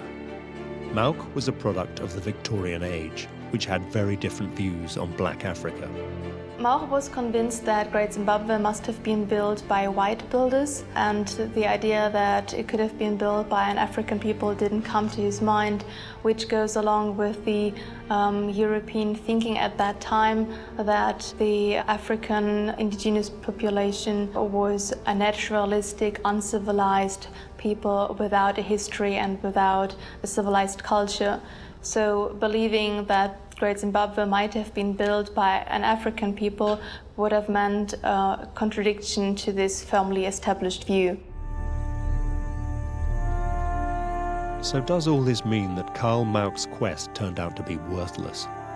In a strange sort of way, no. Because while Mauck's conclusions were ridiculed, his discovery of the ancient city in 1871 has turned out to be one of the most important archaeological finds in all of Africa.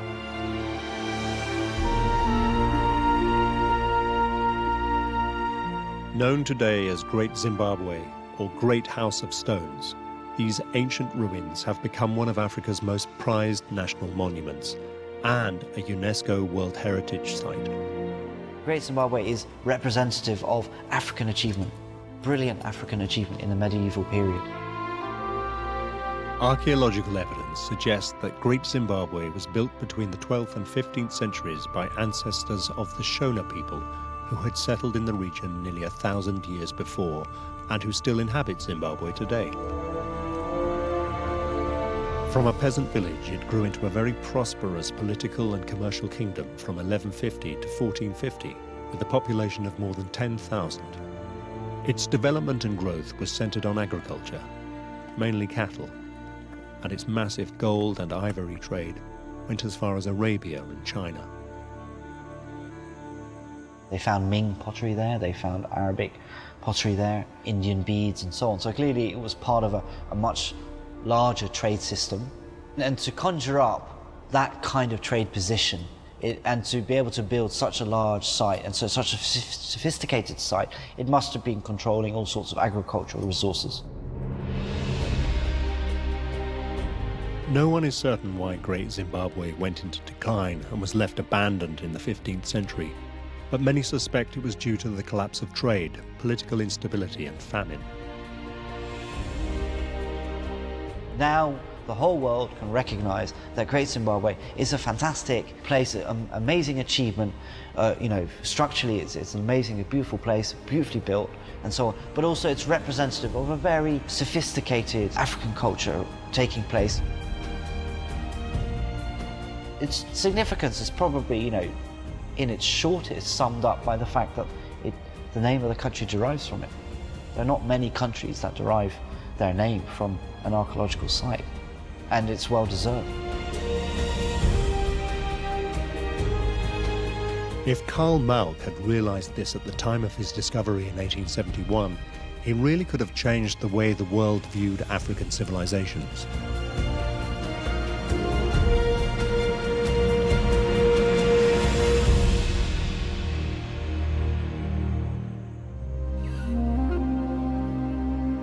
But of course there is another question.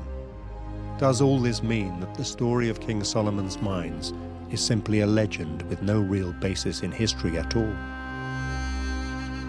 The Bible doesn't actually mention King Solomon's mines. It mentions the wealth of Solomon, along with wisdom and women, the 3 W's. But it doesn't say where his wealth actually came from. So it's all made up by H. Rider Haggard in his novel, King Solomon's Mines. And as archaeologists, we can't be driven by a novel written in the last 100 years to dictate what we're looking for.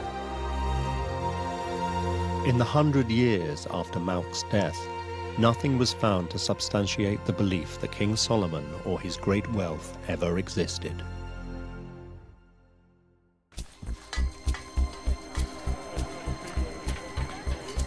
But recently, little by little, modern scientific archaeologists are finding some evidence. And one of the most exciting discoveries of recent times was the evidence of Solomon's father's existence, King David. In the early 1990s, 93, 94, there was an inscription found at a site in the north of Israel, Tel Dan. It was from an ancient inscription dating to about the middle of the 9th century BC. The inscribed stone contained the letters Beit David and are identical to the Hebrew and early Aramaic words for House of David. And these words are believed by many archaeologists to be an authentic reference to the Bible. It said that a king from the house of David had done such and such, Beit David, the house of David. And that's the first mention of either David or the house of David that's ever been found. If we were talking in, say, even the late 1980s, I would have said that there is no evidence whatsoever for either David and Solomon outside the Bible. When the inscription at Tel Dan was found, then that put the debate to rest. It was clear that David did exist. And I really do think it's just a matter of time before there is something attesting to the reign of Solomon. And that time may not be too far away. In an arid region in modern-day Jordan, south of the Dead Sea, archaeologists believe they may have found mines created around the time of King Solomon in 1000 BC. We found hundreds of ancient mines. We found metal production sites, and we decided, just based on the surface remains, that we would start to do an intensive excavation at one of these sites, Khirbat al-Nahas, which in Arabic means the ruins of copper. Assuming that King Solomon did have mines, one of the things we have to ask is, what kind of mines are they?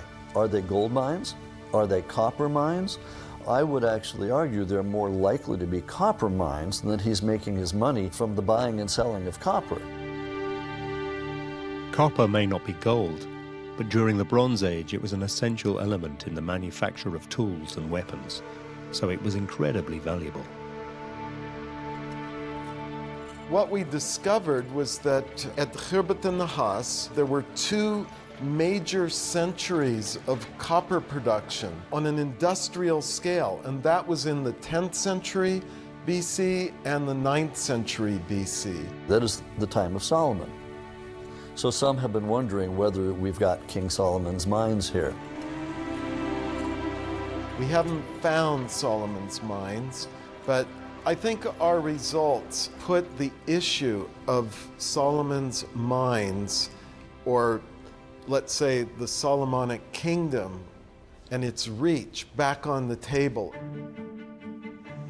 So far, the ancient Greeks, Renaissance adventurers and Victorian explorers have all tried and failed to find King Solomon's mines. Now the search continues into the 21st century. And maybe the archaeologists in Jordan will discover the source of Solomon's great wealth. Only time will tell. But of course, even if they do, there is so far nothing to suggest his wealth has anything to do with someone called the Queen of Sheba. The evidence for her remains entirely elusive.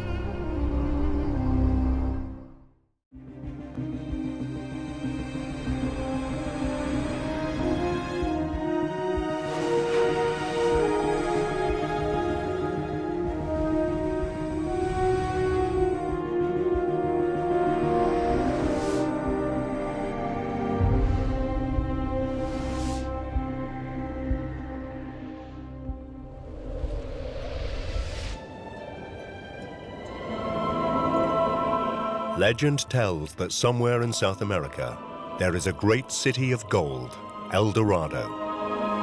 A fabulously rich and sophisticated kingdom that was once home to thousands of people living deep in the heart of the Amazon jungle. This was a stone city with squares and grand plazas and wonderful buildings with columns and carvings and statues. To most people, it was just a legend. But for British explorer, 57-year-old Percy Fawcett, it was real. It wasn't that far-fetched to imagine that somewhere deep in Amazonia, there was a major civilization. Convinced he knew the location of this lost world, he spent years searching for it. He was someone prepared to put his life on the line, head off into the middle of nowhere, and do whatever it took to achieve his goal. With his son Jack and his best friend Raleigh, Fawcett set out in 1925 to find it. They were convinced that this was going to be a great success and that they were all going to be really rich. 30 days into their journey, Fawcett wrote to his wife, "You have no fear of any failure." Then all three vanished. This is the story behind Percy Fawcett's dream. And it seems that he may have been onto something. There really may have been a great civilization in the jungle, but its riches were not gold. The true secret of the real El Dorado was something with the amazing power to completely transform all our lives.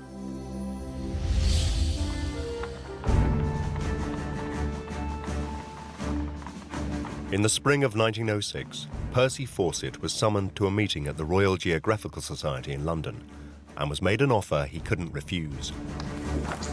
Fawcett, have a look at this.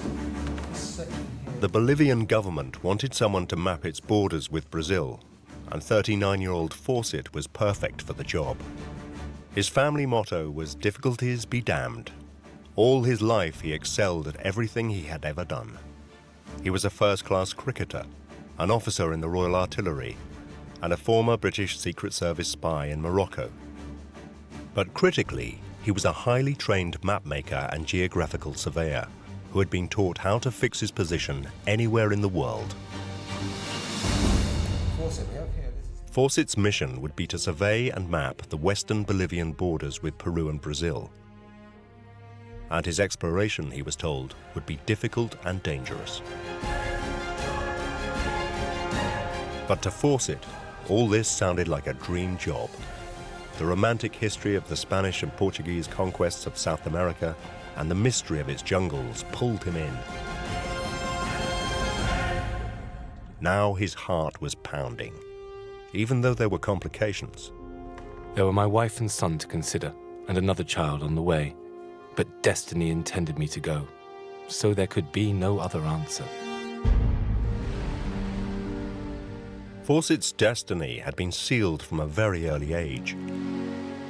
I think he was about 6 or 7, and the family was living on the Devon coast. He discovered some Roman remains in a cave near where they were living, and they excited him enormously. It made him the center of attention, and it caught his imagination. And I think that it was that single incident that put the spark there. And for the rest of his life, he was searching for treasure.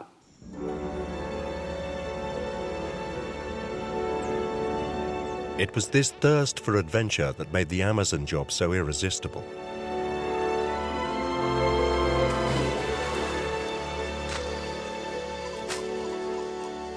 There is something about the Amazon. It's the greatest of all rainforests. It's something like 3,500 miles across. And I think it's that mystery that somehow got to Fawcett, drew him out there and away from all he'd loved into a place of danger. From 1906 to 1911, Fawcett made several difficult surveying expeditions into the Amazon jungle. Fawcett was a person who had really extraordinary field skills, and it's important to realize that the kinds of work that he did do was not easy at all.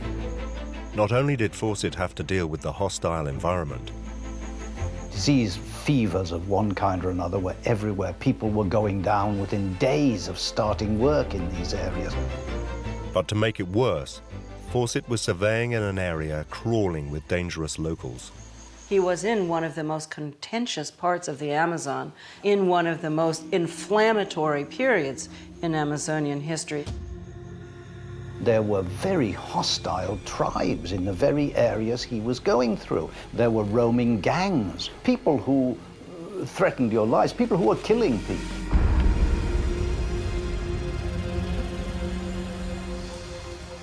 All of this would, to many people, have made the assignment sound terrible, but of course, to Fawcett, it was just like throwing coal on the fire. He loved it.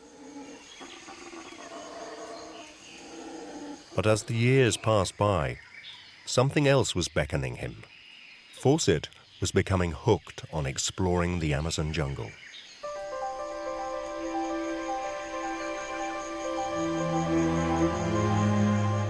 Deep down inside of me, a tiny voice was calling. At first, scarcely audible, it persisted until I could no longer ignore it. Inexplicably, amazingly, I knew I loved that hell. Its fiendish grasp had captured me.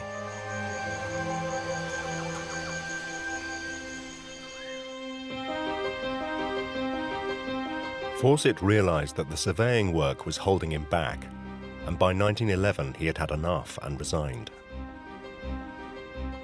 Fawcett once said that he much preferred the company of savages to civilized boors.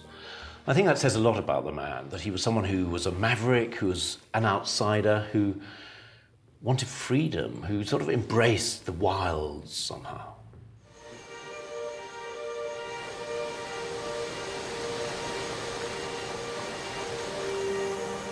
Fawcett's heart was in exploration, but what he needed now was a mission grand enough to satisfy his passion. When he first went out and was surveying, he heard stories of an advanced civilization in Brazil. He was on to the gossip, these stories that twirled around and swirled around these areas. He didn't reject them, he rather accepted them. And it was those stories that led him piecing them together like a jigsaw puzzle. I had by this time heard in several places vague traditions about the remains of the ancient civilizations, and my imagination was stirred by them to such an extent that the urge to investigate was becoming more and more insistent. We knew that there were incredible civilizations in the highlands and in Mexico, so why would there not be, in the heart of Amazonia, some extraordinary civilization that people just hadn't gotten around to finding? Then in the same year, Fawcett stopped surveying. The ancient Inca ruins of Machu Picchu were discovered in the Peruvian Andes by the US. It was the most important find in South America since the days of the Spanish conquest. This really fired Fawcett's belief. He became certain that there had to be something even more fabulous out there. Machu Picchu's romantic discovery was recent news, but my objective dated much earlier than the Incas, and I felt it was to be sought farther east, in the wilds still unknown. All the great Indian tribes had traditions of a once great civilization to the east. He was in an area which was at the confluence not just of the Inca civilizations, but also the confluence of Bolivian civilizations and these upper Amazonian civilizations. And those areas were talked about with a great deal of interest in the early exploration in the 1500s. One story that obsessed Fawcett was the historical account of the Spanish conquistadors' Amazon expedition in 1541. Fawcett was very familiar with the literature of the Amazon, and he must have been hugely struck by the earliest accounts from the 16th century. People like Francisco de Orellana, who was the man who first descended the Amazon and discovered it for Europe. For 8 months, Orellana and his 57 conquistadors traveled downriver towards the sea searching for El Dorado, a kingdom of gold described by various Indian tribes as being a city deep inside the jungle. And eventually, as they went down, they met large groups of people in villages. They went as far as finding roads heading to the interior. They heard that there were towns in the interior. Orellana tells us that there were highly populated riverbanks, and we're talking about communities perhaps of 20,000 strong. So this must have played on Fawcett's mind. They recorded a different set of groups and different groups of people. Some were dressed, some were not. And they noted that they were in very large quantities. Could this be what Fawcett was looking for? If so, where was this city? Fawcett then came across another intriguing record, housed in Rio's National Archives Library in Brazil. One of the documents that we know particularly fascinated Fawcett was document 512. This decaying historical account was known simply by the catalogue number 512 because it had no author. The name of the person who discovered the city had worn away, so Fawcett called him Francisco Raposo. Raposo was a Portuguese soldier of fortune who described how, after a long, troublesome journey incited by the insatiable greed of gold, he and his men came across a mountain path that had been cut by man rather than by nature.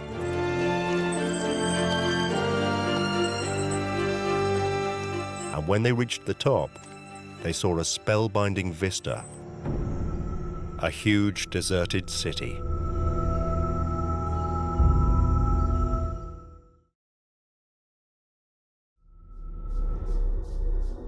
The man Fawcett dubbed Raposo had written, "We went on into the strange city, and we came on a road of great length and a well-set-out plaza, and in the middle of the plaza, a column of black stone of extraordinary grandeur. We went with fear and trembling into some of the houses, and in none did we find vestiges of furniture or movable objects by which or whose use we might guess at the sort of people who had dwelt therein. The city was deserted, but within it they found all manner of fantastic things, these large halls and columned buildings and broad boulevards, just like something you might find in ancient Greece, or imagine you'd find in ancient Greece, sitting there right in the middle of the jungle at a fork in the river. We marveled that this place had been abandoned by those who had formerly inhabited it, for with all our careful investigations and great diligence, we had met no person in this wilderness who might tell us of this deplorable marvel of an abandoned city whose ruins, statues, and grandeur attested its former populousness, wealth, and its flourishing in the centuries past. Fawcett was fascinated. Raposo had come across this vast lost city. I've looked at it myself, and it conjures up images of a lost world, a sort of city of gold. Although there was no mention in the document of the city's location, Fawcett now had further evidence of the existence of an ancient civilization deep inside the Amazon jungle. And he was also convinced that this was the same city that Oriana had seen 200 years earlier. It was exactly what he was looking for. It was proof positive. This wasn't his imagination. This wasn't something he'd made up or that was just the myth story of native peoples. Here we had it in black and white. Had Oriana and Raposo seen the lost city of El Dorado?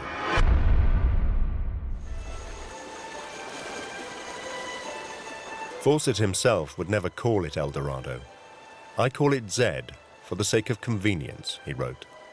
Even though Fawcett had never seen this lost city, he was happy to describe what it would look like to his younger son, Brian. The central place I call Zed, our main objective, is in a valley surmounted by lofty mountains. The valley is about 10 miles wide, and the city is on an eminence in the middle of it, approached by a barreled roadway of stone.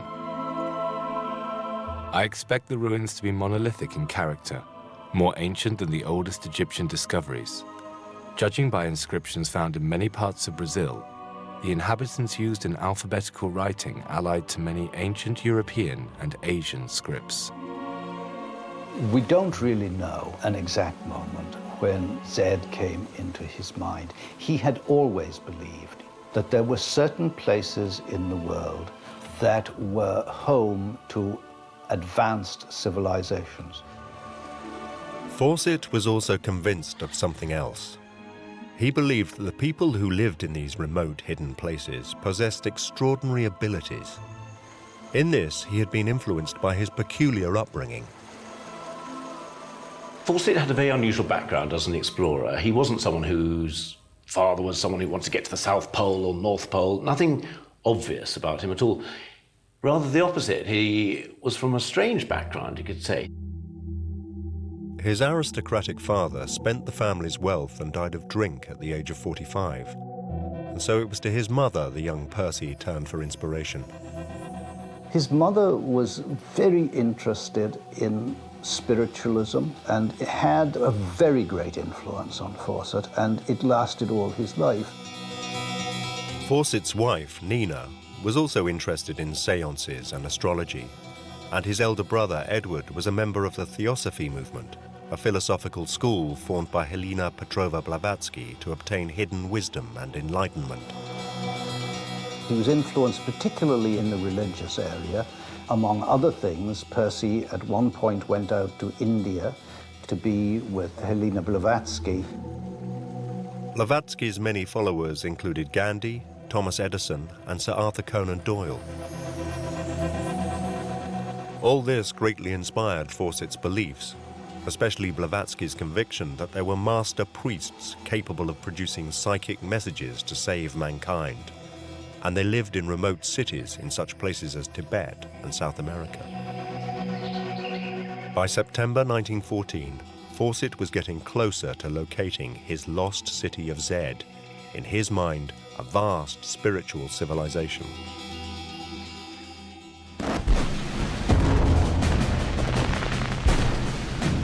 But before he could go, the First World War broke out.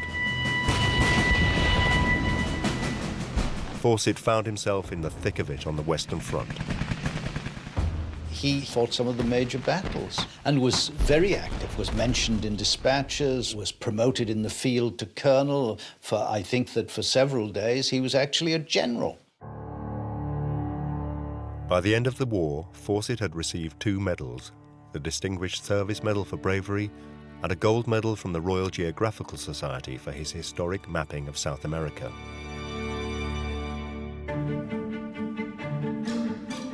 But his obsession hadn't left him.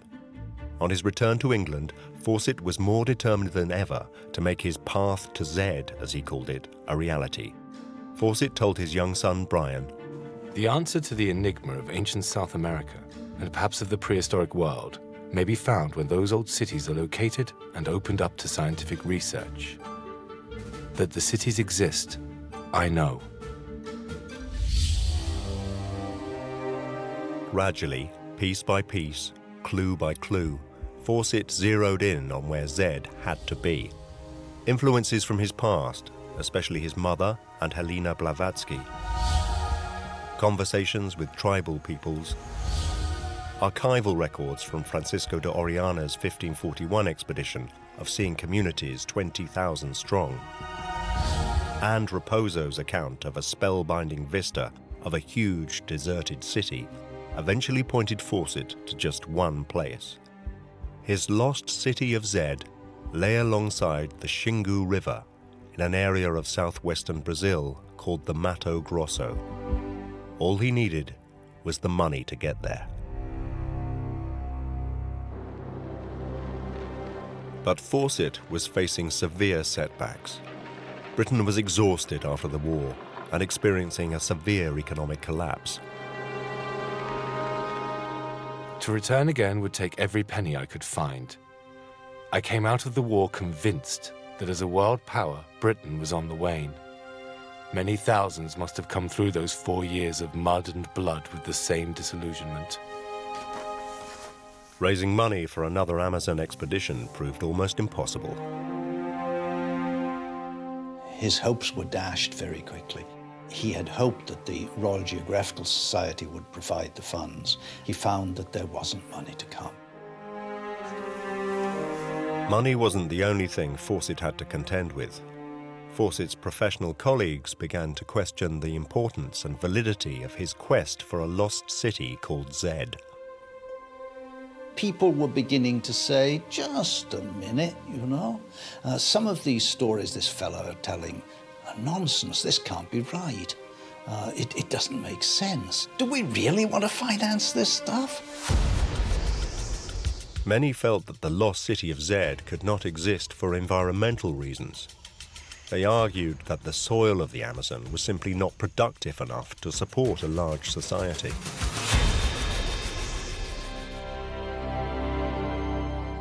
Seething with frustration, Fawcett wrote, I cannot induce scientific men to accept the supposition that there are traces of an old civilization in the Amazon. But eventually, help did come.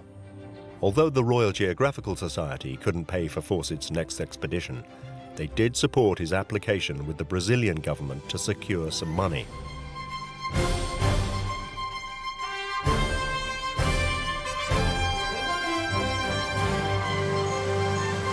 In 1920, Fawcett was back in the Amazon, searching for his El Dorado, the lost city of Z, with 2 male companions.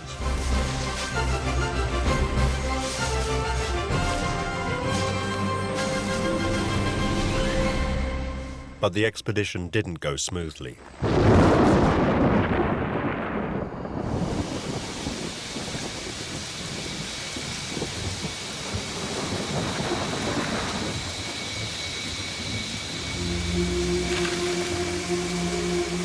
Rains flooded their route and destroyed their equipment.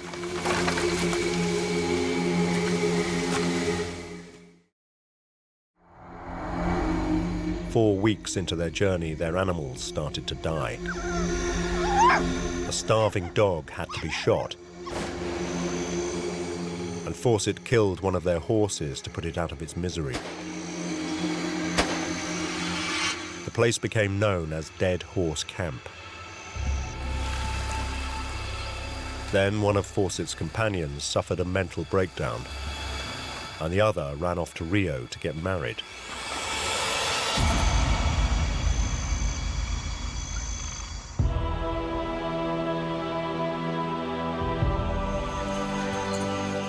Undeterred, Fawcett carried on alone. He really was obsessed with finding this city. People were falling sick all around him, but somehow it didn't seem to affect him. He could go on and on and on. All the explorers are driven people. You've got to be driven. You've got to be someone who is able to hang on to your vision, whatever you come across. And yet, this is a man apart. I mean, he really was a fanatic.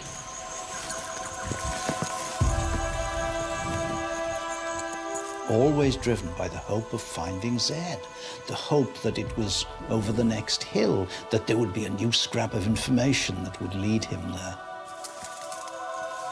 Loneliness is not intolerable when enthusiasm for a quest fills the mind. The chief disadvantage seemed to be that were I to find anything of scientific or archaeological value, there would be no witnesses to support my word.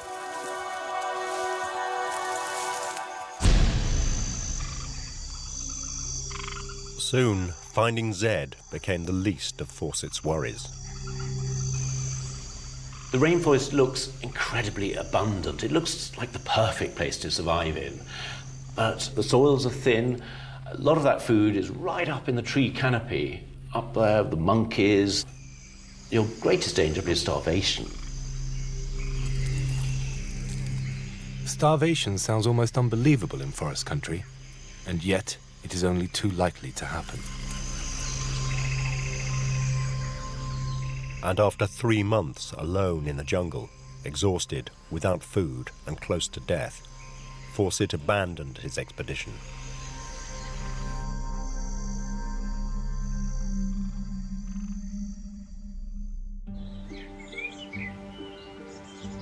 Back home in Devon, he would spend the next 2 years kicking his heels with frustration. The last few years have been the most wretched and disillusioning of my life, full of anxieties. My wife and children have been sacrificed for it. I think that his wife and children missed him enormously. Nina particularly was very sad and lonely with his long, long absences. And the children doted on him. Of our 24 years of married life, only 10 have been spent together. Apart from 4 years in the Great War, I have spent 10 in the forest. You have to feel for his wife, poor old Nina. Whenever he was back in Devon, he felt he wanted to exchange that love and that comfort that she could provide for the danger, for the mystery of the Amazon. Who will ever understand that I want no glory from it, no money for myself, that I am doing it unpaid in the hope that its ultimate benefit to mankind will justify the years spent in the quest?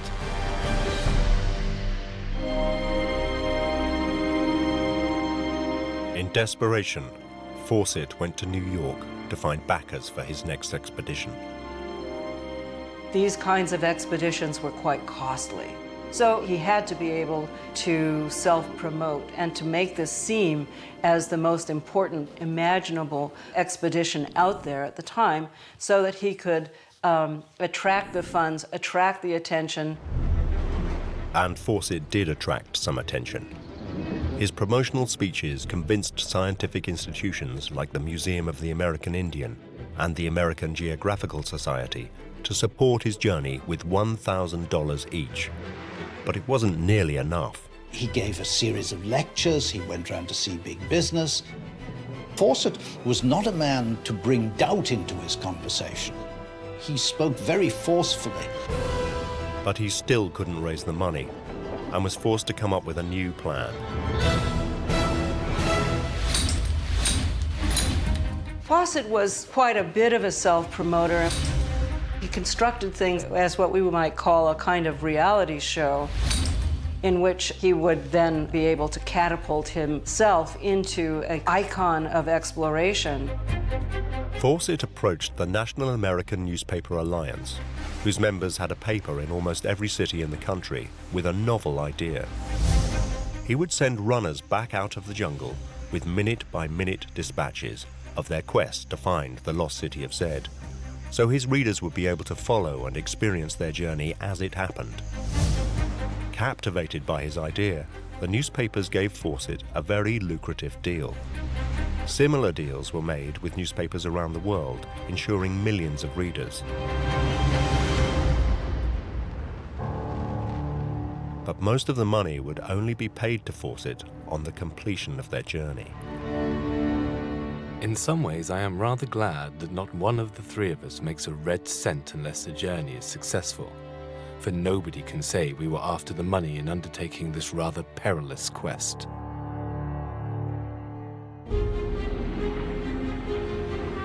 In 1924, Fawcett was back in Britain. As news of the planned expedition grew in excitement and support, the Royal Geographical Society agreed to pay for their equipment. Eventually, Fawcett managed to raise around $5,000, the very bare minimum, Fawcett believed, to get them through to Zed. I found enough to make it imperative to go again. With the right companions, the right organization, and knowledge of the right way to go in, it can be brought to a successful conclusion. And our story, when we return from the next expedition, may thrill the world. But Fawcett was reluctant to give too much away to the press before they left.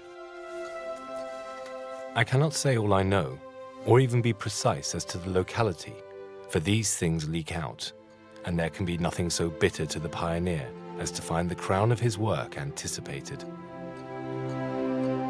A traveller is someone who wanders along, perhaps just for the sheer hell of it, but an explorer has a dream, has a vision, and is determined not just to pull off that vision, but to bring back information, bring back evidence of whatever it is he or she's found.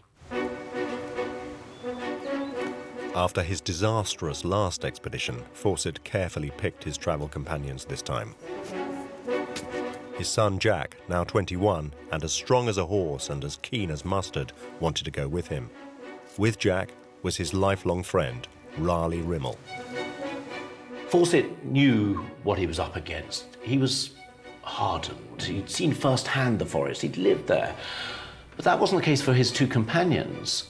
Raleigh Rimmel in his 20s, his son Jack, again in his 20s, totally fresh, totally naive. Fawcett warned them both of the risks. It would be one of the most difficult and dangerous expeditions in the history of exploration, the ultimate test of faith, courage, and determination. So here was a man who understood the importance of precision, and yet here also was a mystic, a man who was prepared to set off with two inexperienced companions into the blue, into a mapless state, and wander around somehow until he found his lost city. He told his wife, he said, look, we're going to be away a long time. It could be a year. Don't be frightened. Don't expect to hear from us. We're going to go forward. We're going to find Zed. We're going to have this enormous success.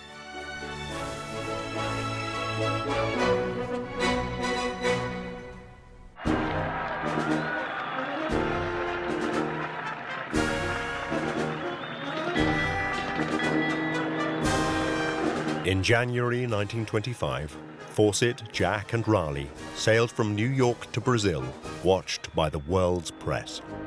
It was a world-renowned expedition and it was being followed very closely. By this time, they had been interviewed by all of the major newspapers. People were really excited that they were going off to find a lost civilization, and they believed they were going to do it. And so there was indeed a huge send-off. He was a major celebrity. Front page news.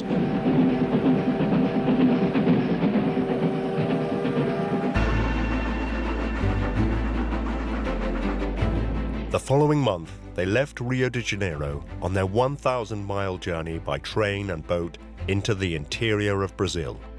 Their destination? The Mato Grosso's capital, Cuiabá. Fawcett called it their stepping-off point. On April the 20th, 1925, Fawcett, Jack and Raleigh put on their explorers' outfits and Stetson hats, grabbed their 30 caliber rifles and 18-inch machetes, and left for the jungle. Opinion was divided as to whether their expedition was sheer lunacy or not. It's a little bit like Fitzcarraldo, where everyone thinks, oh, what a nut, getting a ship over a mountain and putting it on another tributary. But people were doing that all the time. So even though we might think it's the sign of total madness, in fact, at the time, it was a reasonable conjecture and a bold thing to try. Their direction was towards the Mato Grosso's Upper Xingu River system, a tributary of the Amazon where Fawcett believed the city of Zed would be.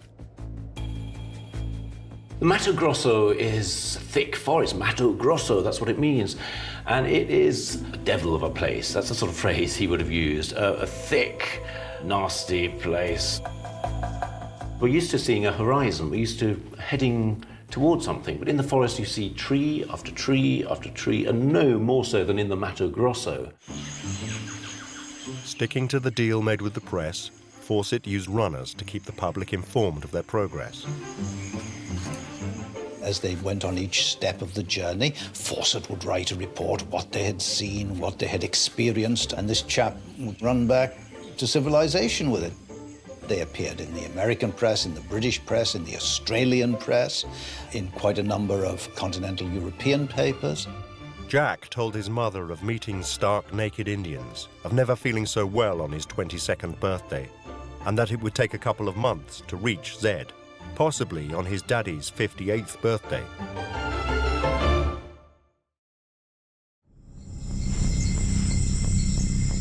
In fact, things were now becoming difficult for the explorers. In Fawcett's private letters to Nina, another story emerged. Along with descriptions of the difficulties of travelling, he revealed how Raleigh's foot had been poisoned by the insects. I suspect constitutional weakness, and I fear that we shall be handicapped by him, he wrote. There was Raleigh's foot. It was painful. It was slowing them down. Fawcett warned him that there would be no way out if it got any worse, but Raleigh refused to go back. Raleigh felt that he'd come all this way. They were so close to the great treasure. He wasn't going to drop out at this stage, no matter what. They were also approaching an area where there were tribes known to be aggressive. It was Fawcett's hope that he would be able, as he had in the past, to make friends quickly, to gain their confidence, and in fact, more than their confidence, to gain their generosity because they needed their food. It is obviously dangerous to penetrate large hordes of Indians traditionally hostile, but I believe in our mission and its purpose. I believe our little party of 3 white men will make friends with them all.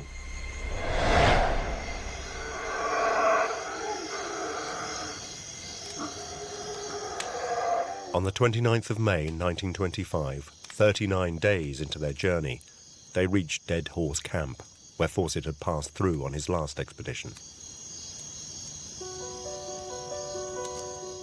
Fawcett sat alone. We know this because Jack also wrote and said that his father had sat alone and wrote to his beloved Nina back in Devon. The attempt to write is fraught with much difficulty. Here we are at Dead Horse Camp, the spot where my horse died in 1920. Only his white bones remain. Jack is well and fit. Raleigh I am anxious about. He still has one leg in a bandage, but won't go back. So far we have plenty of food, but I am not sure how long this will last. It is very cold at night and fresh in the morning, but the insects and heat are out in full force come midday, and from then until evening, it is sheer misery in camp. I cannot hope to stand up on this journey better than Jack or Raleigh. My extra years tell, though I do my best to make up for it with enthusiasm. But I had to do this. Despite all this, Fawcett remained upbeat and ended his letter with, "You need have no fear of any failure.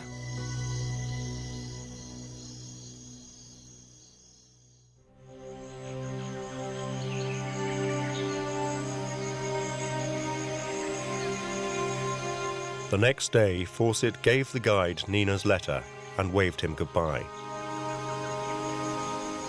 These were the last words to his wife. With just Jack and Raleigh as company, he headed out into uncharted territory.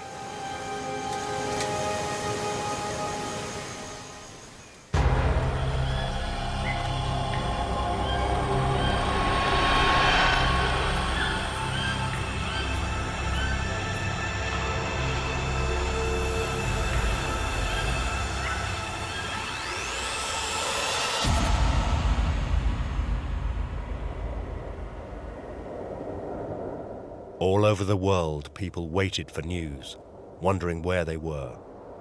But there was nothing but silence. And the tensions on the home front, of course, were just awful.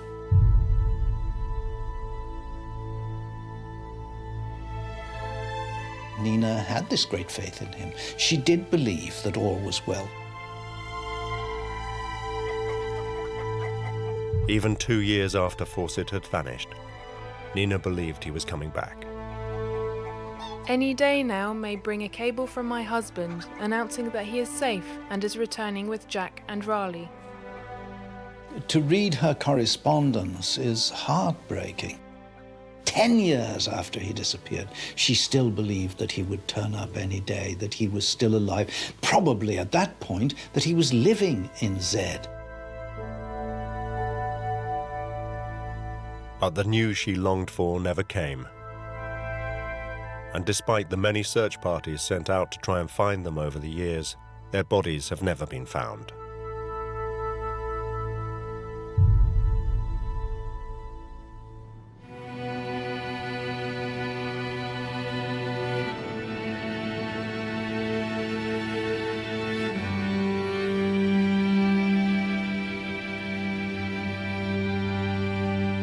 "25 years later, in 1955, the New York Times declared that Fawcett's disappearance had set off more searches than those launched through the centuries to find the fabulous El Dorado.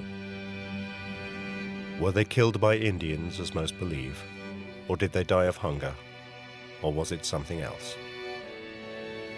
I don't think he was killed by hostile Indians. I don't think he was bitten by a snake. I don't think he was swept away by floodwater. I don't think he's still living out there, an immortal, in some Shangri-La, some city of gold.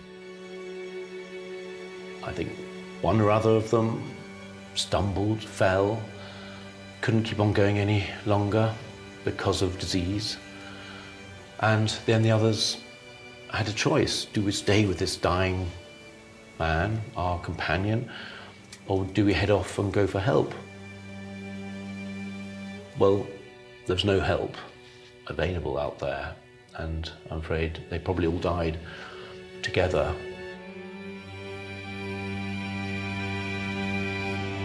But no one really knows. They had vanished without trace.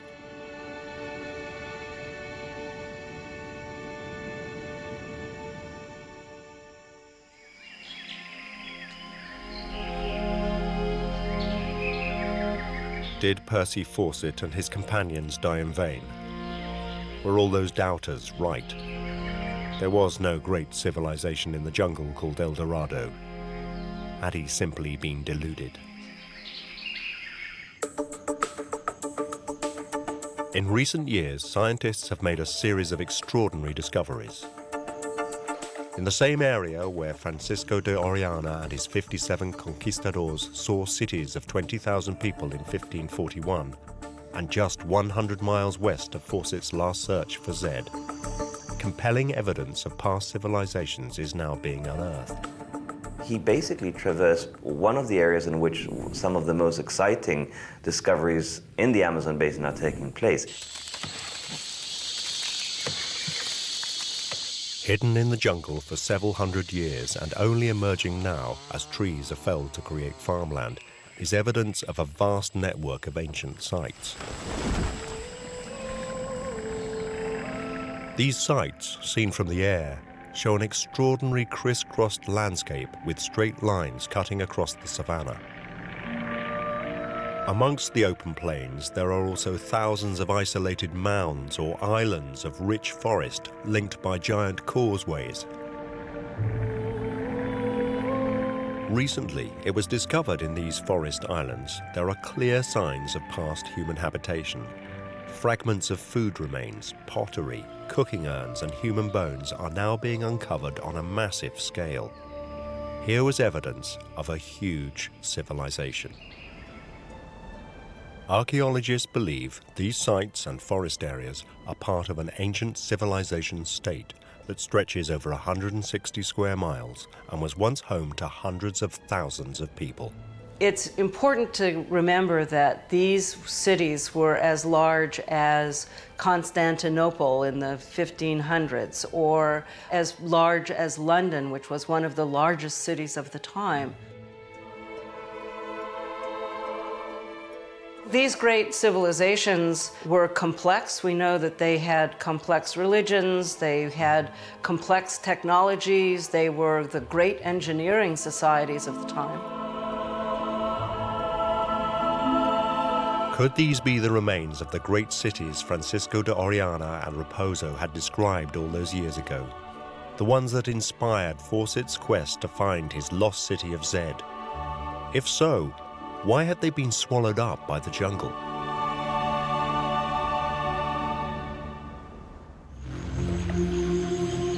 The answer is almost certain, that the people met the fate of all the other Indians who were killed by disease brought in by European explorers. With contact from the Spanish in the 16th century, swiftly over 95% of their population was wiped out, and their homes and cities disappeared with them.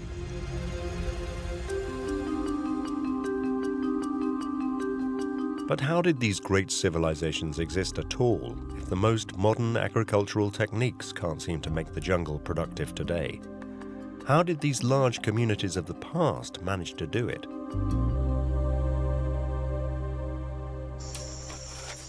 The answer may be in the discovery of the mounds of black earth, or terra preta, as the Brazilians call it. It is dotted over many areas of the Amazon jungle.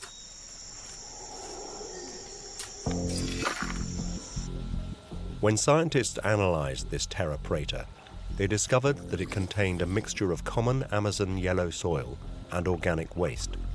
This meant that it was man-made.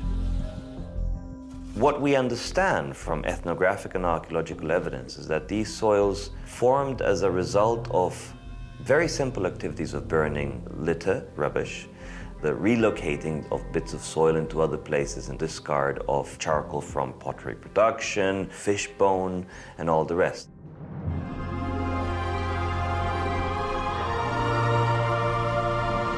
The extraordinary thing about this black soil is how productive it is. It produces incredibly high yields. If communities, rather than just plant and harvest the yields that would come out of very poor soils, were able to modify soils, then larger populations could be had, larger villages could be had, and hence larger societies could be had. It does seem incredible that where we now can't do anything with the soil, this ancient civilization had brought about an agricultural miracle.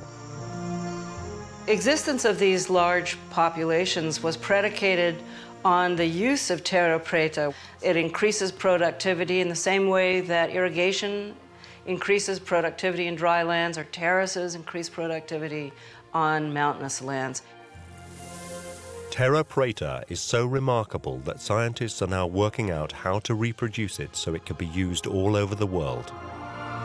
I think that what we're going to see is that it's going to play a major role in enhancing the productivity of small and medium-scale agriculture, and also to provide livelihoods and sustenance for rural populations in much of the world.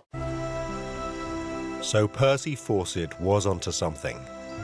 There really was a society out there that may well have had a great treasure to share with us. But it wasn't gold. As he himself had once written, The answer to the enigma of ancient South America, and perhaps of the prehistoric world, may be found when those old cities are located and opened up to scientific research. That the cities exist, I know.